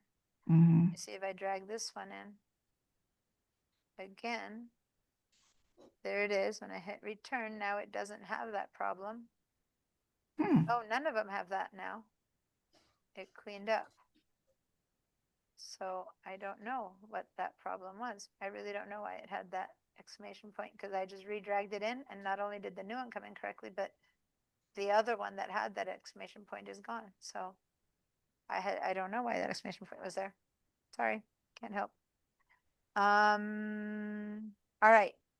I'm gonna let you guys, I'm gonna save this because we've been working on this for a while and I don't want to lose it. And I'm gonna, Did the same thing. I drug it in again and oh, it went to a white cloud. yeah, but now look, it's again Yeah, I have yellow. on all of mine, I have the little Question mark or the exclamation. Yeah. Huh. I don't have the answer to that right now. I don't know.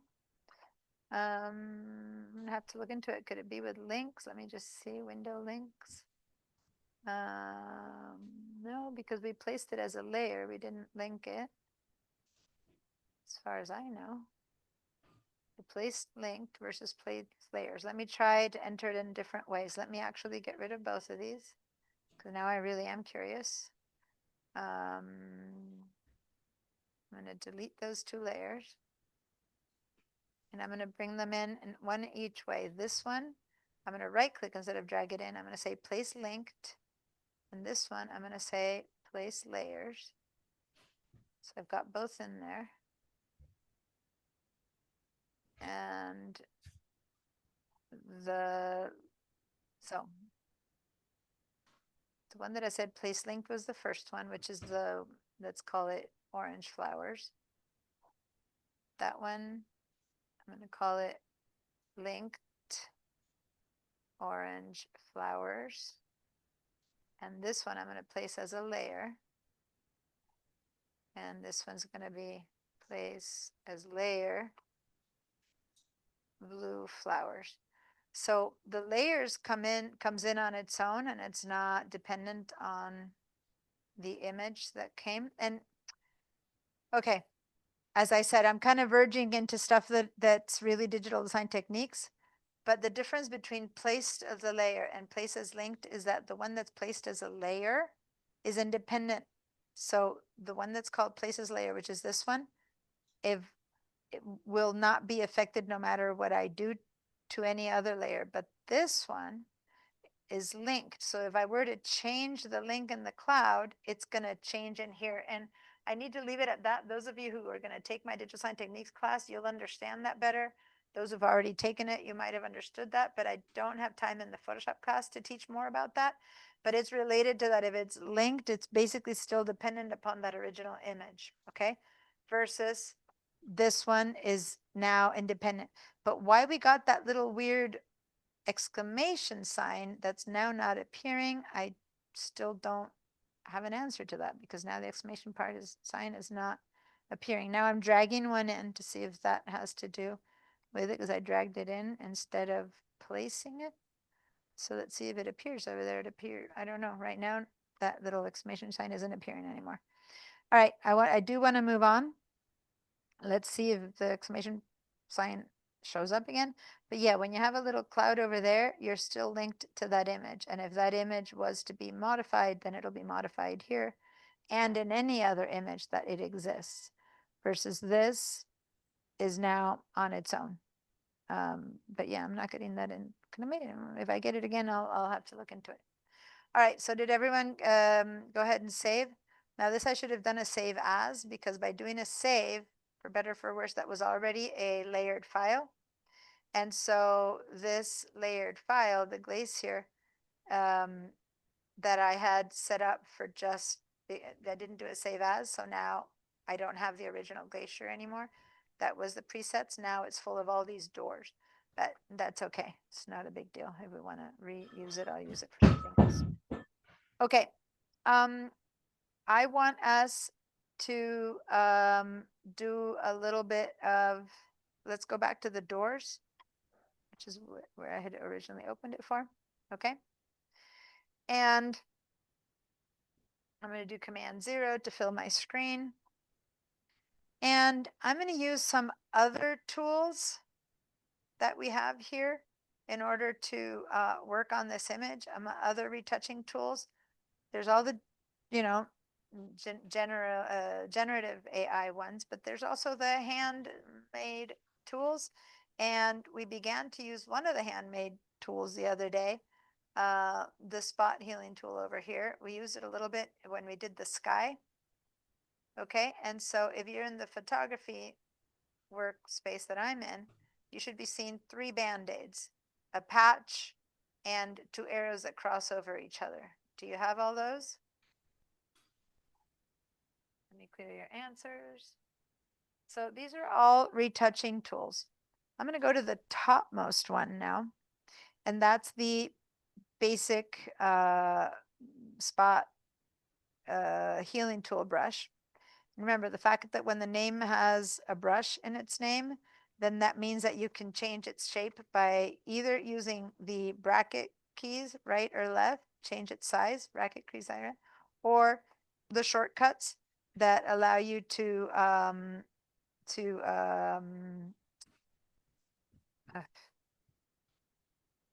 hello, control option. You mean the letters? No, I'm trying to use my control and option key to change the size of it, but it's not letting me. I haven't used it on this laptop too much, but let me see. Why can't it work? I'm trying it on the other computer and it's working fine.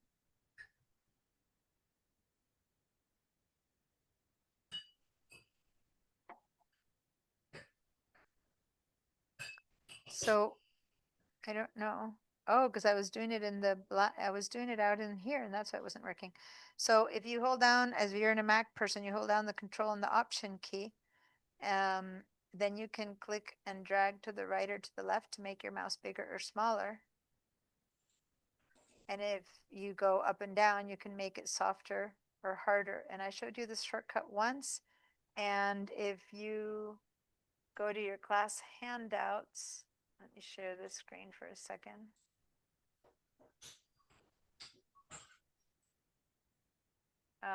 In the class handouts, I have this one, the brush tool size and hardness shortcuts. And you can either use the bracket keys for the size, the square bracket keys, or hold down the shift and use the same bracket keys for hardness. Or you can do 2-in-1 by on the Mac doing control option, drag left to right, or control option up and down. So that's for Mac people. And for Windows people, except for Tatiana, who's on VDI, for Tatiana, you still need to use the control option. But for Windows people, no, the other way around, you're on Windows. You have to do Alt right click, then you drag left and right, or Alt right click, drag up and down. So it's just a different, it's the only shortcut that's actually quite different if it's Mac or PC. So depending on who you are, give this a try. And Tatiana, you might not be able to use this shortcut on VDI anyway, because it's too different. So again, the easiest way is bracket keys, big, small, bracket keys, big, small. But then if you hold down the shift key and do bracket keys big and small, then you're softening or hardening your brush, but you can't see that one. So that one's not so useful to me. I think that the best one is to do this other shortcut, which is to the right or to the left, bigger or smaller. And you can see how big it gets or small it gets, or up and down, hard, sharp, hard, sharp. So And We're just seeing your the Alright. sheet. oh, I'm sharing the other screen. I'm sorry. Here, I'm demoing it again. Replace current share. Here we go. Thank you for pointing out that you weren't seeing it. So last example, again, I'm a Mac. I'm holding down the control and the option key. On the PC, you would be holding the Alt and the right click. Okay, so if you're on a PC, and on the Mac, it's the control and option. You're good with that? If you're in a Mac or on a PC, hold those down. And then the movement's the same. With a mouse, you click and you go up and down, up and down, up and down. I'm holding down the control and the option and going up and down, and I'm making the brush softer or sharper. Okay, softer or sharper.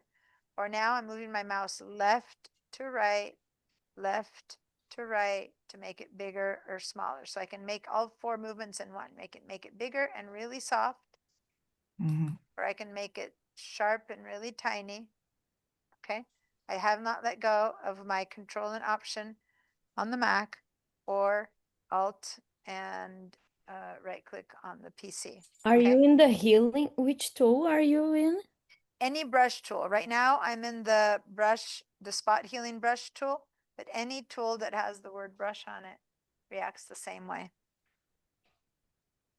And it's okay if all you want to do is keep using the bracket keys, right? I'm just showing you a different shortcut that is 2-in-1.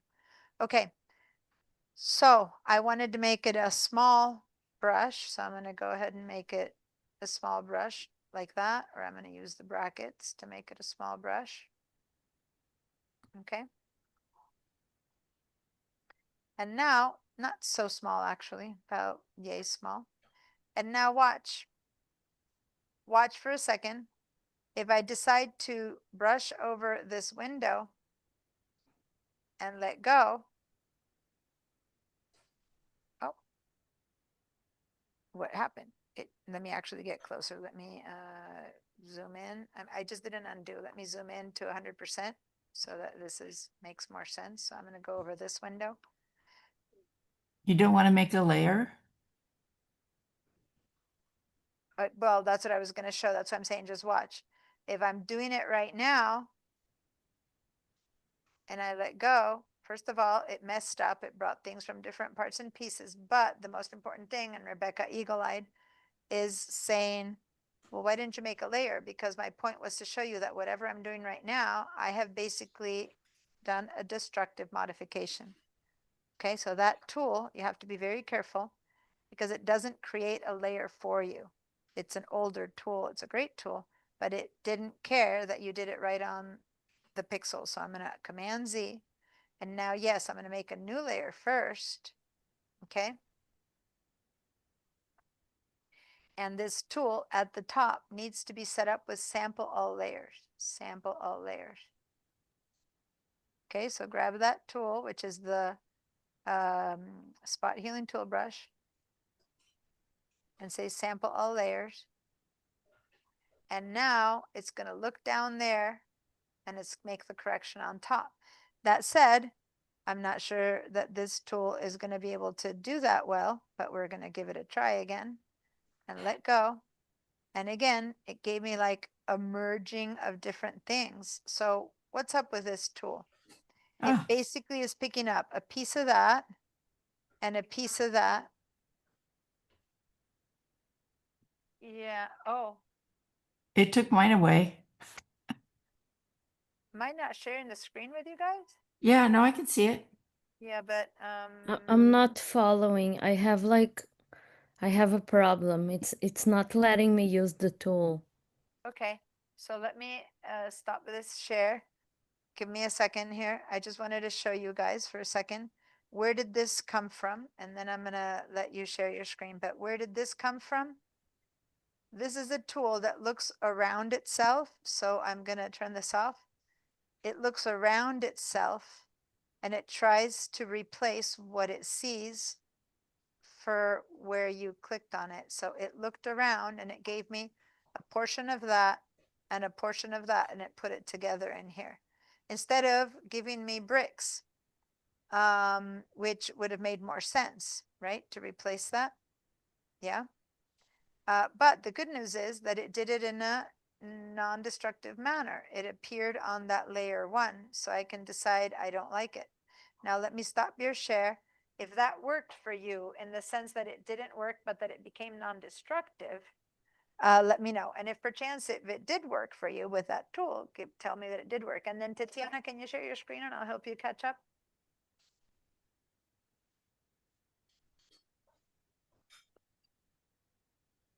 Tatiana? My screen? Tatiana, I'm sorry, Paula. Ah, I okay. apologize. I was calling Tatiana, but Paula, you're the one who said it wasn't working, right? Yeah. Okay, I'm sorry about that. Paula, can you share your screen? Yes, 1 sec.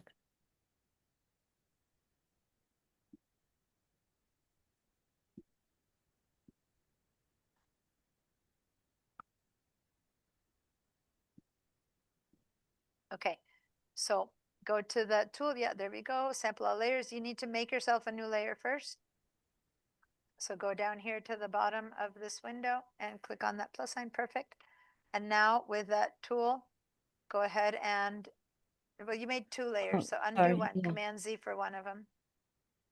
You only needed one, so perfect. Now select that layer because since you made the other one, it's not selected and it matters to have, there we go. And now with your tool in hand, which you do have, go ahead and try to drag it over this window or The healing, no, the top one. Spot healing brush tool is the one we're using. The top one. Okay, where's your brush? There it is. So make it bigger. Yep. Okay, and now try to cover and see how Sir Sample All Layers is turned on. So that's good. And when you let go, well, you actually got a better result than I did. But it's Can- not, it doesn't, you Can I know, keep doing it or? yeah, you can. Okay. But there's going to be a problem. Okay, so now go to 100%. It would look like it's okay, right, guys? Now go to 100% because, you know, it seems to have disappeared. Go to 100%, which is still, you're still not at 100. Go one more. Command 1, remember, is a good 100%. And now when you approach, actually give me 200% for a second, which is one more command plus. Yeah. So if you look at this, it's actually not bad. Definitely much better than mine. I was going to show you how you could tell. It's actually not bad now that you give it 200%. So let me just show you the problems here. This tool was used randomly. You know, she did click, click, click a few times. Can you stop for a minute? Don't keep moving in and out. Keep it Yeah. at 200%. I'm sorry, you keep moving. I'm trying to mark something and I can't. Go to 200% Okay. and leave it there. Okay. So at a first glance from the far, it's kind of Mhm. not bad because it replaced the window and or whatever that thing was, left a few bunches. But if you start looking at the bricks that are supposed to be going that way, then suddenly the bricks are not, you know what I'm trying to say? The bricks are not Mhm. following the pattern which bricks would follow, right? So it Mm-hmm. doesn't seem very obvious, but if you look at this brick here, it keeps following all the way to the bottom, and the only place where it falters over here where it got replaced. Does that make sense? Yeah. So you always have to look at something up close, whether from afar it would be okay, but see here how you have that brick and then suddenly that brick starts. It just doesn't make sense, right? And why is that? It's because you kind of kept in here, see how the bricks start there and the bricks start there and the bricks start there and the other one starts there, which in reality, there's no way like something would be made that way.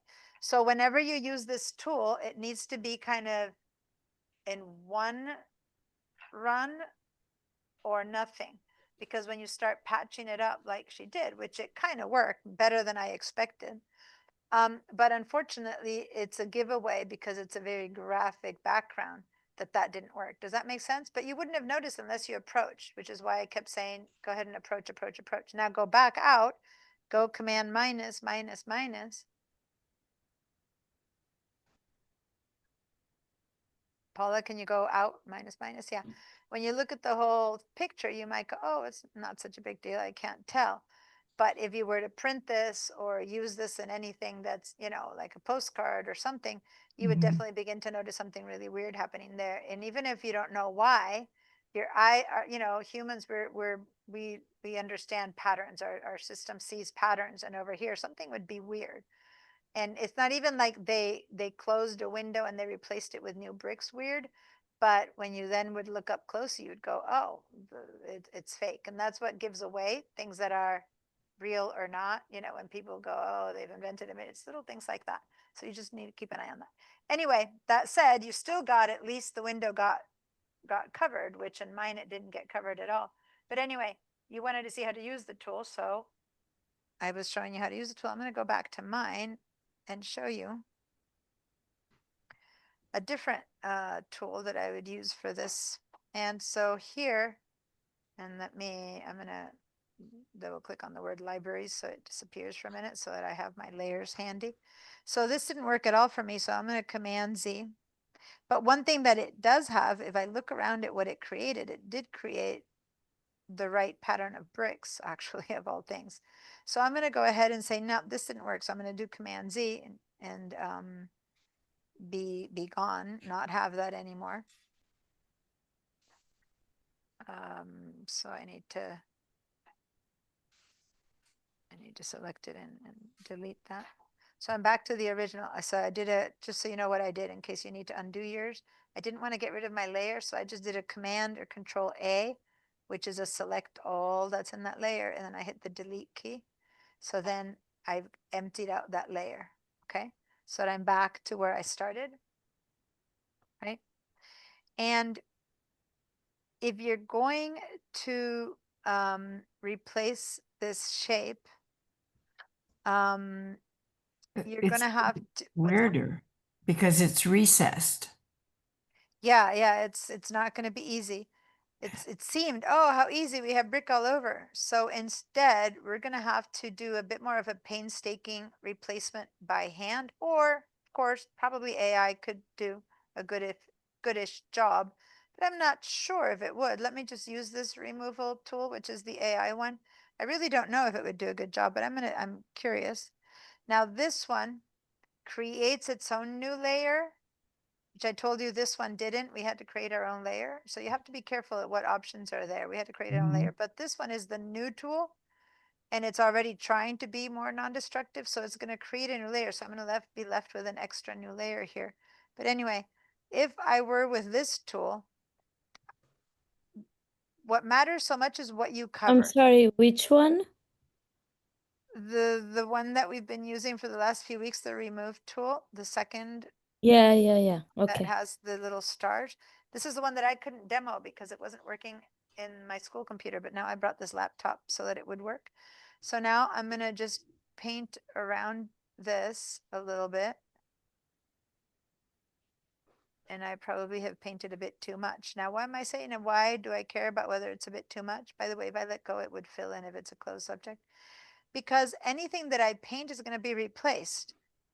And if these bricks are good, let me go to another tool just to show you. If these bricks are still good, why am I painting those bricks? You know what I mean? I want to Mm. keep the least amount possible replaced.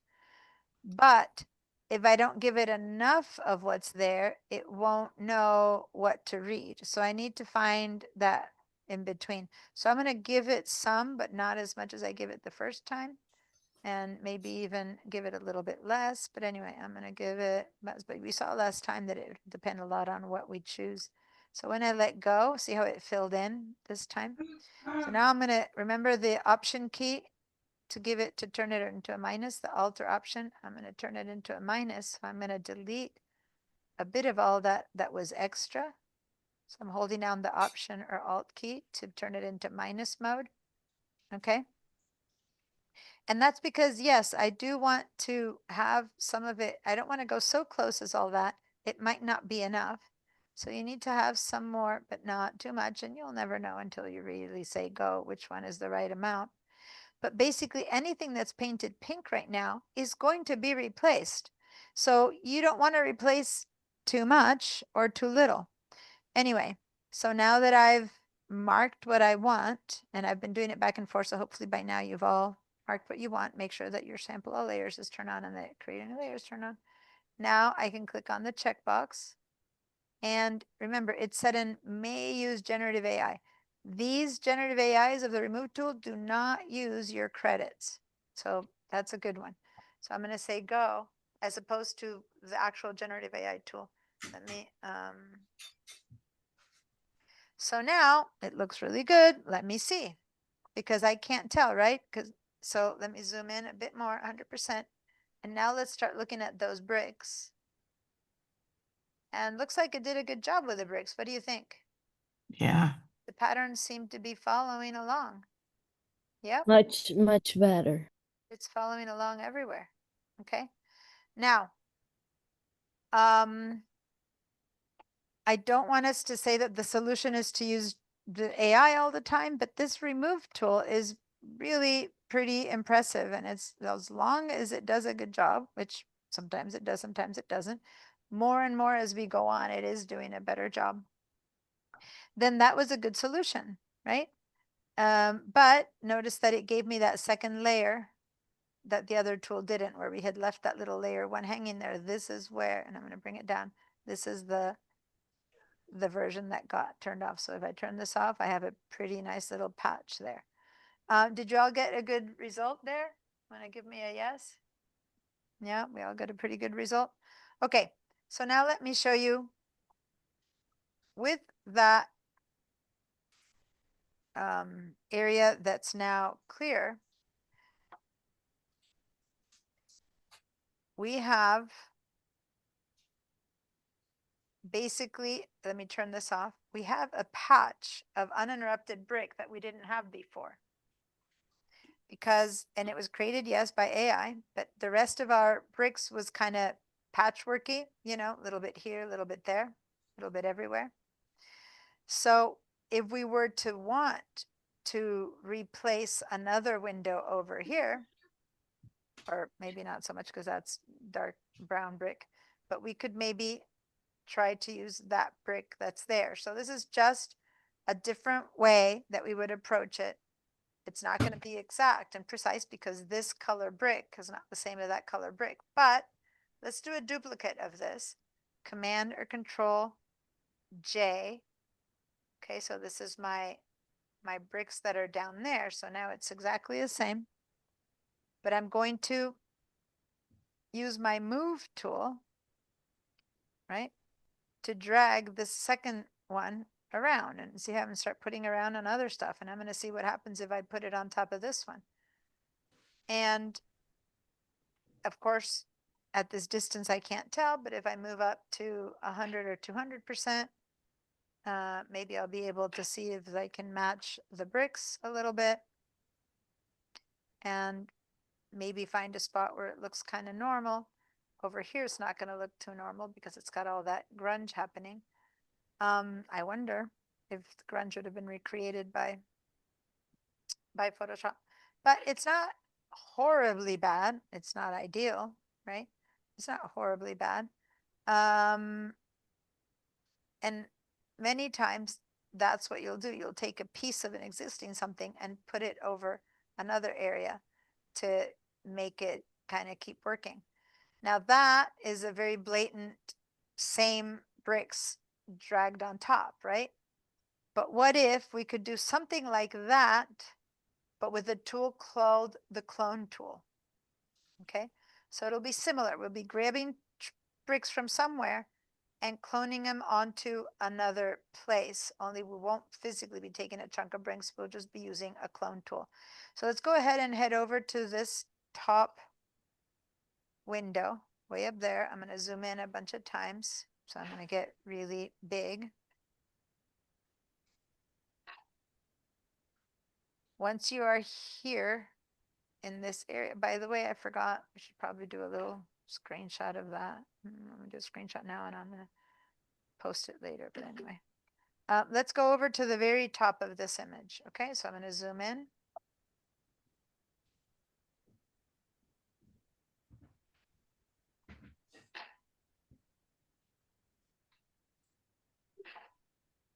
So that I'm seeing just this image right here. And I can't see both sides too well, but let me just start with this side. Like somewhere in between. 200 is too far. 100 is too far and 200 is not far enough. So see over here down here where I'm seeing the number 100, right? 200 is not what I want. 100 is not what I want. So I'm going to go in there and I'm going to write 150 and hit return. And that might give me closer to what I'm looking for, or even 170. There we go. That's about what I want. Now, that's what I want for my computer screen. Just so you know, your computer screen has a different resolution than mine. So you might want a different number. But for me, now I'm seeing enough around this window. Okay. And that's kind of how much I wanted to see. But I'm just showing you how when the command plus minus gives you these jumps, that might not be the right spot. So I went and put in the 170 for it to work. Okay, so if we're all ready, I'm going to go ahead and head over to this original layer 1 that now is empty. And if you're not sure if it's empty, turn all the eyeballs off and make sure that it's empty in this area. Okay, so I'm going to make sure that you select that layer, and we're going to head over to the top corner. So can you scroll your way up with your you won't be able to scroll with that. You need to hold down here the space bar and then click and drag. The click and drag on that might be a little bit. Yeah, click on that and drag down. I want you to get to the very top corner. Maybe it's, yeah, click and drag all the way to the top. There we go. Now we're going to use this tool over there, and over here select layer 1. And if you're not sure how to select that layer 1, and here's the thing, remember I told you that you can right click and select any layer you want. The problem is that there's nothing on layer 1. So the right click here isn't going to help us select layer 1 because there's only background in this area. Does that make sense? Layer 1 is empty. So there needs to be pixels for it to work.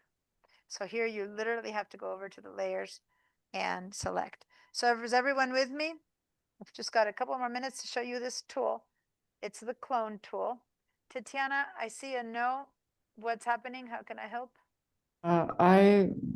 This tool doesn't work for me. The spot healing tool didn't work for you? Yeah, required components are being downloaded. Check back later to use the future. Okay, remember that there's a reason I brought this computer because Yeah. last time I couldn't get my Photoshop to work. Yeah. I did put in a request in tech support to see what's happening.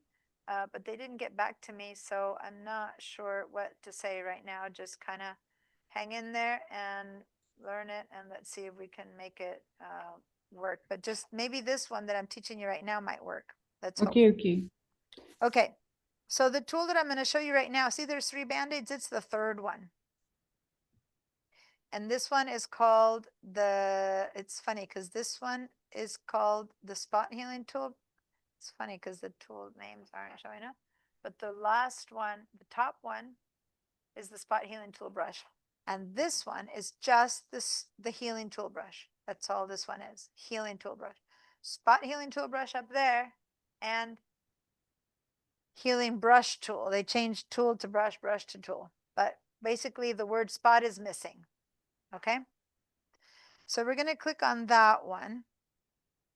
And now, first of all, at the top, we need to make sure that you have the all layers turned on instead of current layer. If you've used this tool before with me, you've already changed that. But for people for whom it's new, we're going to choose all layers. And once again, it doesn't create your own layer. So we need to create our own. And I'm here on instead of layer 1, I'm going to call this one healing tool brush, which is kind of a clone tool, but I'll show you the difference. I'm writing clone so you get an idea, but it is not the clone tool. There's another tool called the clone tool. Yikes. Class will be over in 5 minutes. So let me just show you this one. And if not, we need to continue with this tool next class. So now I'm going to make it smaller. And make it about yay big. And now just watch for a second. I'm in my new layer. So this is where I'm going to put my new pixels. This tool needs me to sample an area that I want to put in here. So say that I want to put this in here. And we need to keep an eye on these lines. So watch. There's a line. Let me just point into this for a second. See that line there? That brick line right there and that brick line right there? I'm going to try to be, with my choice, I need to be careful with following that brick line. So watch what I'm going to do. I'm going to choose by holding down my Option key, and see how my tool changed to a target. For the PC people, it's the Alt key. I'm going to change this to the Option key, and I'm going to select an area that makes sense for where that line needs to be. Okay. And maybe I'll bring a darker one. I'm going to go over here. I'm going to choose there. I'm going to click right there. And notice that I clicked in the middle of that line. And now, look what I'm carrying around with me. I'm carrying, and it's hard to show you here. You I'm still carrying, holding? no, I made a You little just click. click once. I Okay. did a little, I go over here, I find a spot that I want to sample. I hold on my Option key and I click my mouse. Simple click, and now I let go of my mouse and of the Option key. And now I'm carrying a little drop that's from there. And I'm going to put it over here, and I'm going to fit it into the right spot where that should be. So if the line is 1, I have to skip 1. And now it's going to be here in this one. And I'm going to click, and I'm going to start dragging down. And no, already the bricks are not lining up. So I didn't drag it in the right spot. But I'm beginning to copy over. Just watch what I'm doing, and I'm going to stop right here so that you can see. Just for a second, do you see on the left side, do you see a plus sign? Don't look at where my circle is. Look at the bottom left. Do you see a plus sign somewhere going around? Yes. That is the place that I sampled from. And that which I sampled from is now being painted under that circle. See right here, I'm sampling that little weird little thingy. See that little like mark? Now look inside of my circle and you'll see that I'm laying down that mark up there. You see that? I've brought this thing that my plus sign is touching is going up there. and I'm not letting go of my mouse at all. I keep painting, and I'm gonna have to do this with a better example, because to have you guys do bricks the first time ever is a bit too complicated. But anyway, let me turn all this off. And this is stuff that I've painted, and here's where I stopped. So it's still kind of bluish, but I have painted this. I have copied that from that area into this area, from there into this area. And that's something that, you know what? I know I'm looking at the time. I'm going over in my time for you guys. So, I'm gonna have to finish this next class. Just So one basic- question, the plus, What's that? so no, just like you showed first that you clicked, right? And you copied that area. And Yeah. then when you're like kind of painting with what you copied, there is the plus. The plus is Hold still on. grabbing know what? other areas? Let me just show it to you on this image, which is a much better example. And then you'll understand it better. And guys, this is like 7:55. So if you can hang in for just a minute longer, you'll understand it, and then you can practice it. So go to the glacier. I turned off all the eyeballs of everything we did to it. Go to the glacier and then click a new layer on top of it. Like select your glacier and put a layer right above the glacier. And now just watch, because it'll make much more sense with his example. The other one was too complicated to start with. First of all, notice that I'm bringing a piece of those bricks over here, which is kind of funny. But anyway, I'm going to put my mouse over this guy's, the tip of his hat. I'm going to hold down the option key, and I'm going to click. So now see how I'm bringing a little tip of his hat off with me? Can you see that? So there was the tip of the hat. I make a little sample, the pom-pom, and I bring it over here. So now I'm going to bring this guy up here, and I'm going to click and drag. And if you look to the left side, you'll see a plus sign right on his arm.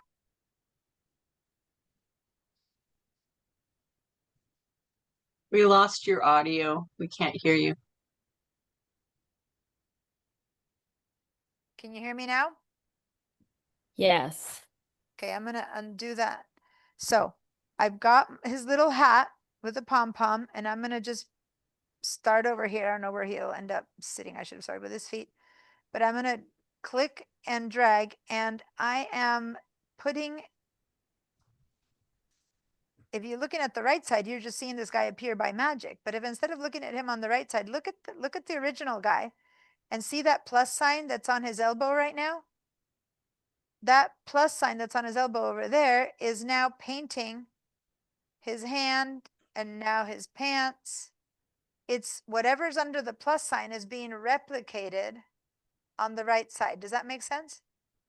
So I'm not looking at the right side. I'm looking at the guy on the left side to make sure that I'm copying the right stuff. Now, in this case, and I'm not letting go of my mouse, I'm just copying until I have copied the whole guy. But here's the thing. He's standing on a rock. And over here, we're standing on snow. So when I start doing his shadow, it begins to look a little bit weird. That said, and I'm going to let go now of my mouse. So that's kind of where it's going to stop. And I let go of my mouse. So I stopped making the new guy. This new guy, compare them. Do they look the same? They look like the one on the right looks like his pants are lighter. Yeah, Good point. lighter, the His whole pants thing. are lighter, his yellow is lighter, blue is lighter, and in fact, look at the rock. It's lighter. See that? Mhm. Yeah, And of like course, white. a rock out of the blue here doesn't make sense, but this tool not only cloned the guy, but also had him adapt to the surrounding light. Ah. So it's contextual. So it tried to make more sense to where it is right now. For now, just trust me that one and just watch. Diane, what tool was that? That's the healing brush tool. But now watch, Okay. the last thing I wanted you to watch, I'm going to now with that same tool, guess what? When I selected this little guy and click clicked on here. When I come over here and I go to my old one, I'm about to put, the proportions are all wrong, but now I put him on this image as well, and now he's got yellow ice around him. I'm going to paint him onto this brick wall, and he's going to go kind of brickish toned. You see that? Mm. Wherever I put him, he adapts to the right colors for that area. Let me put him on green. He's going kind of greenish over there. I brought him from the other side. Now, because of the resolution of these images, he's really tiny in this image. But look at the different colors that he has here. Don't do this second part. I'm going to undo this. Don't do this second part. But definitely make a new guy here. And then try to make that same guy standing here on the rocks. And you'll see that he'll have a different color here as well. Look at how dark his pants are here. Okay. Now with more care, I wouldn't be bringing any of this glacier around. I would just be going just around the guy. But basically I have cloned him in his own image 3 times. And this tool tries to adapt the color to wherever we see him standing. If I put him over here, he'll probably come out a bit more bluish because that's where the glacier is a little bit more blue. But I'm constantly copying from that guy. Play around with that. We got to go. Go ahead and do a Command S. I'm going to screenshot this. You. And I'm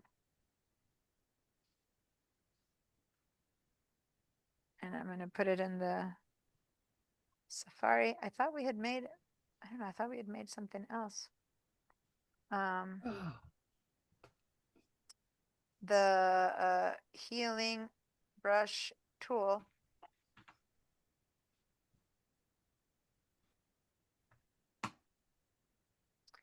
It's like an intelligent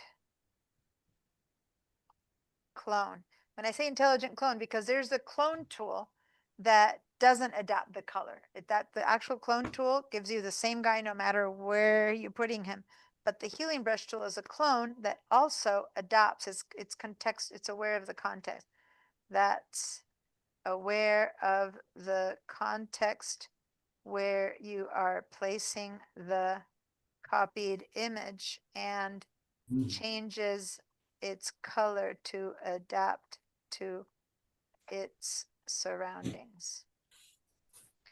Okay, I'm going to publish that. And oh, and you need to, you have to make a sampling of, oh, never mind,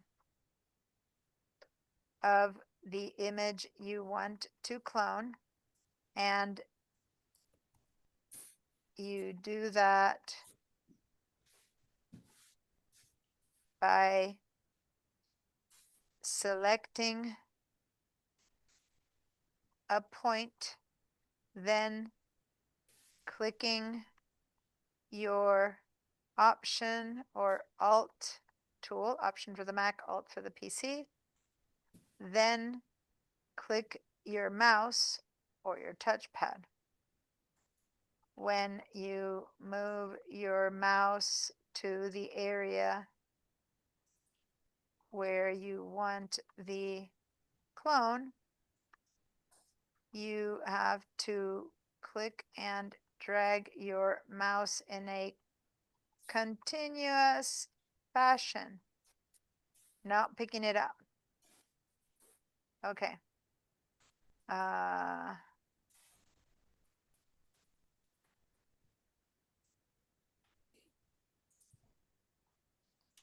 If you do not pick up your mouse, you can create a perfect replica in a new place on a new layer for it to be non-destructive. Okay, so play around with that. Get me some cloning happening in other places and other images as your homework, and create a library with some patterns from another image that you can then bring into another image. Okay, so practice patterning and libraries. Not patterning. Go to make a library of some other image that you can bring into the front image, get a collage going, and then also use your healing, your brush, and your remove tool. Now we use 3 remove tools today. Okay. Mm-hmm. All right. Okay. Sorry, and thank you for your patience. Bye. Thank you. See you next week. Wednesday. Oh, see you Wednesday. Wednesday's the last class. Don't miss it. Bye. Bye. Julie, turn around and look. Yeah, I just saw that. The screen. Oh, away. you should have told me. But I didn't know what was doing. Anyway. But that means they didn't see it either. Well, no, they said they did. Tatiana responded to something that she saw. Okay. Okay. We're this sharing is the right wrong here. window. I have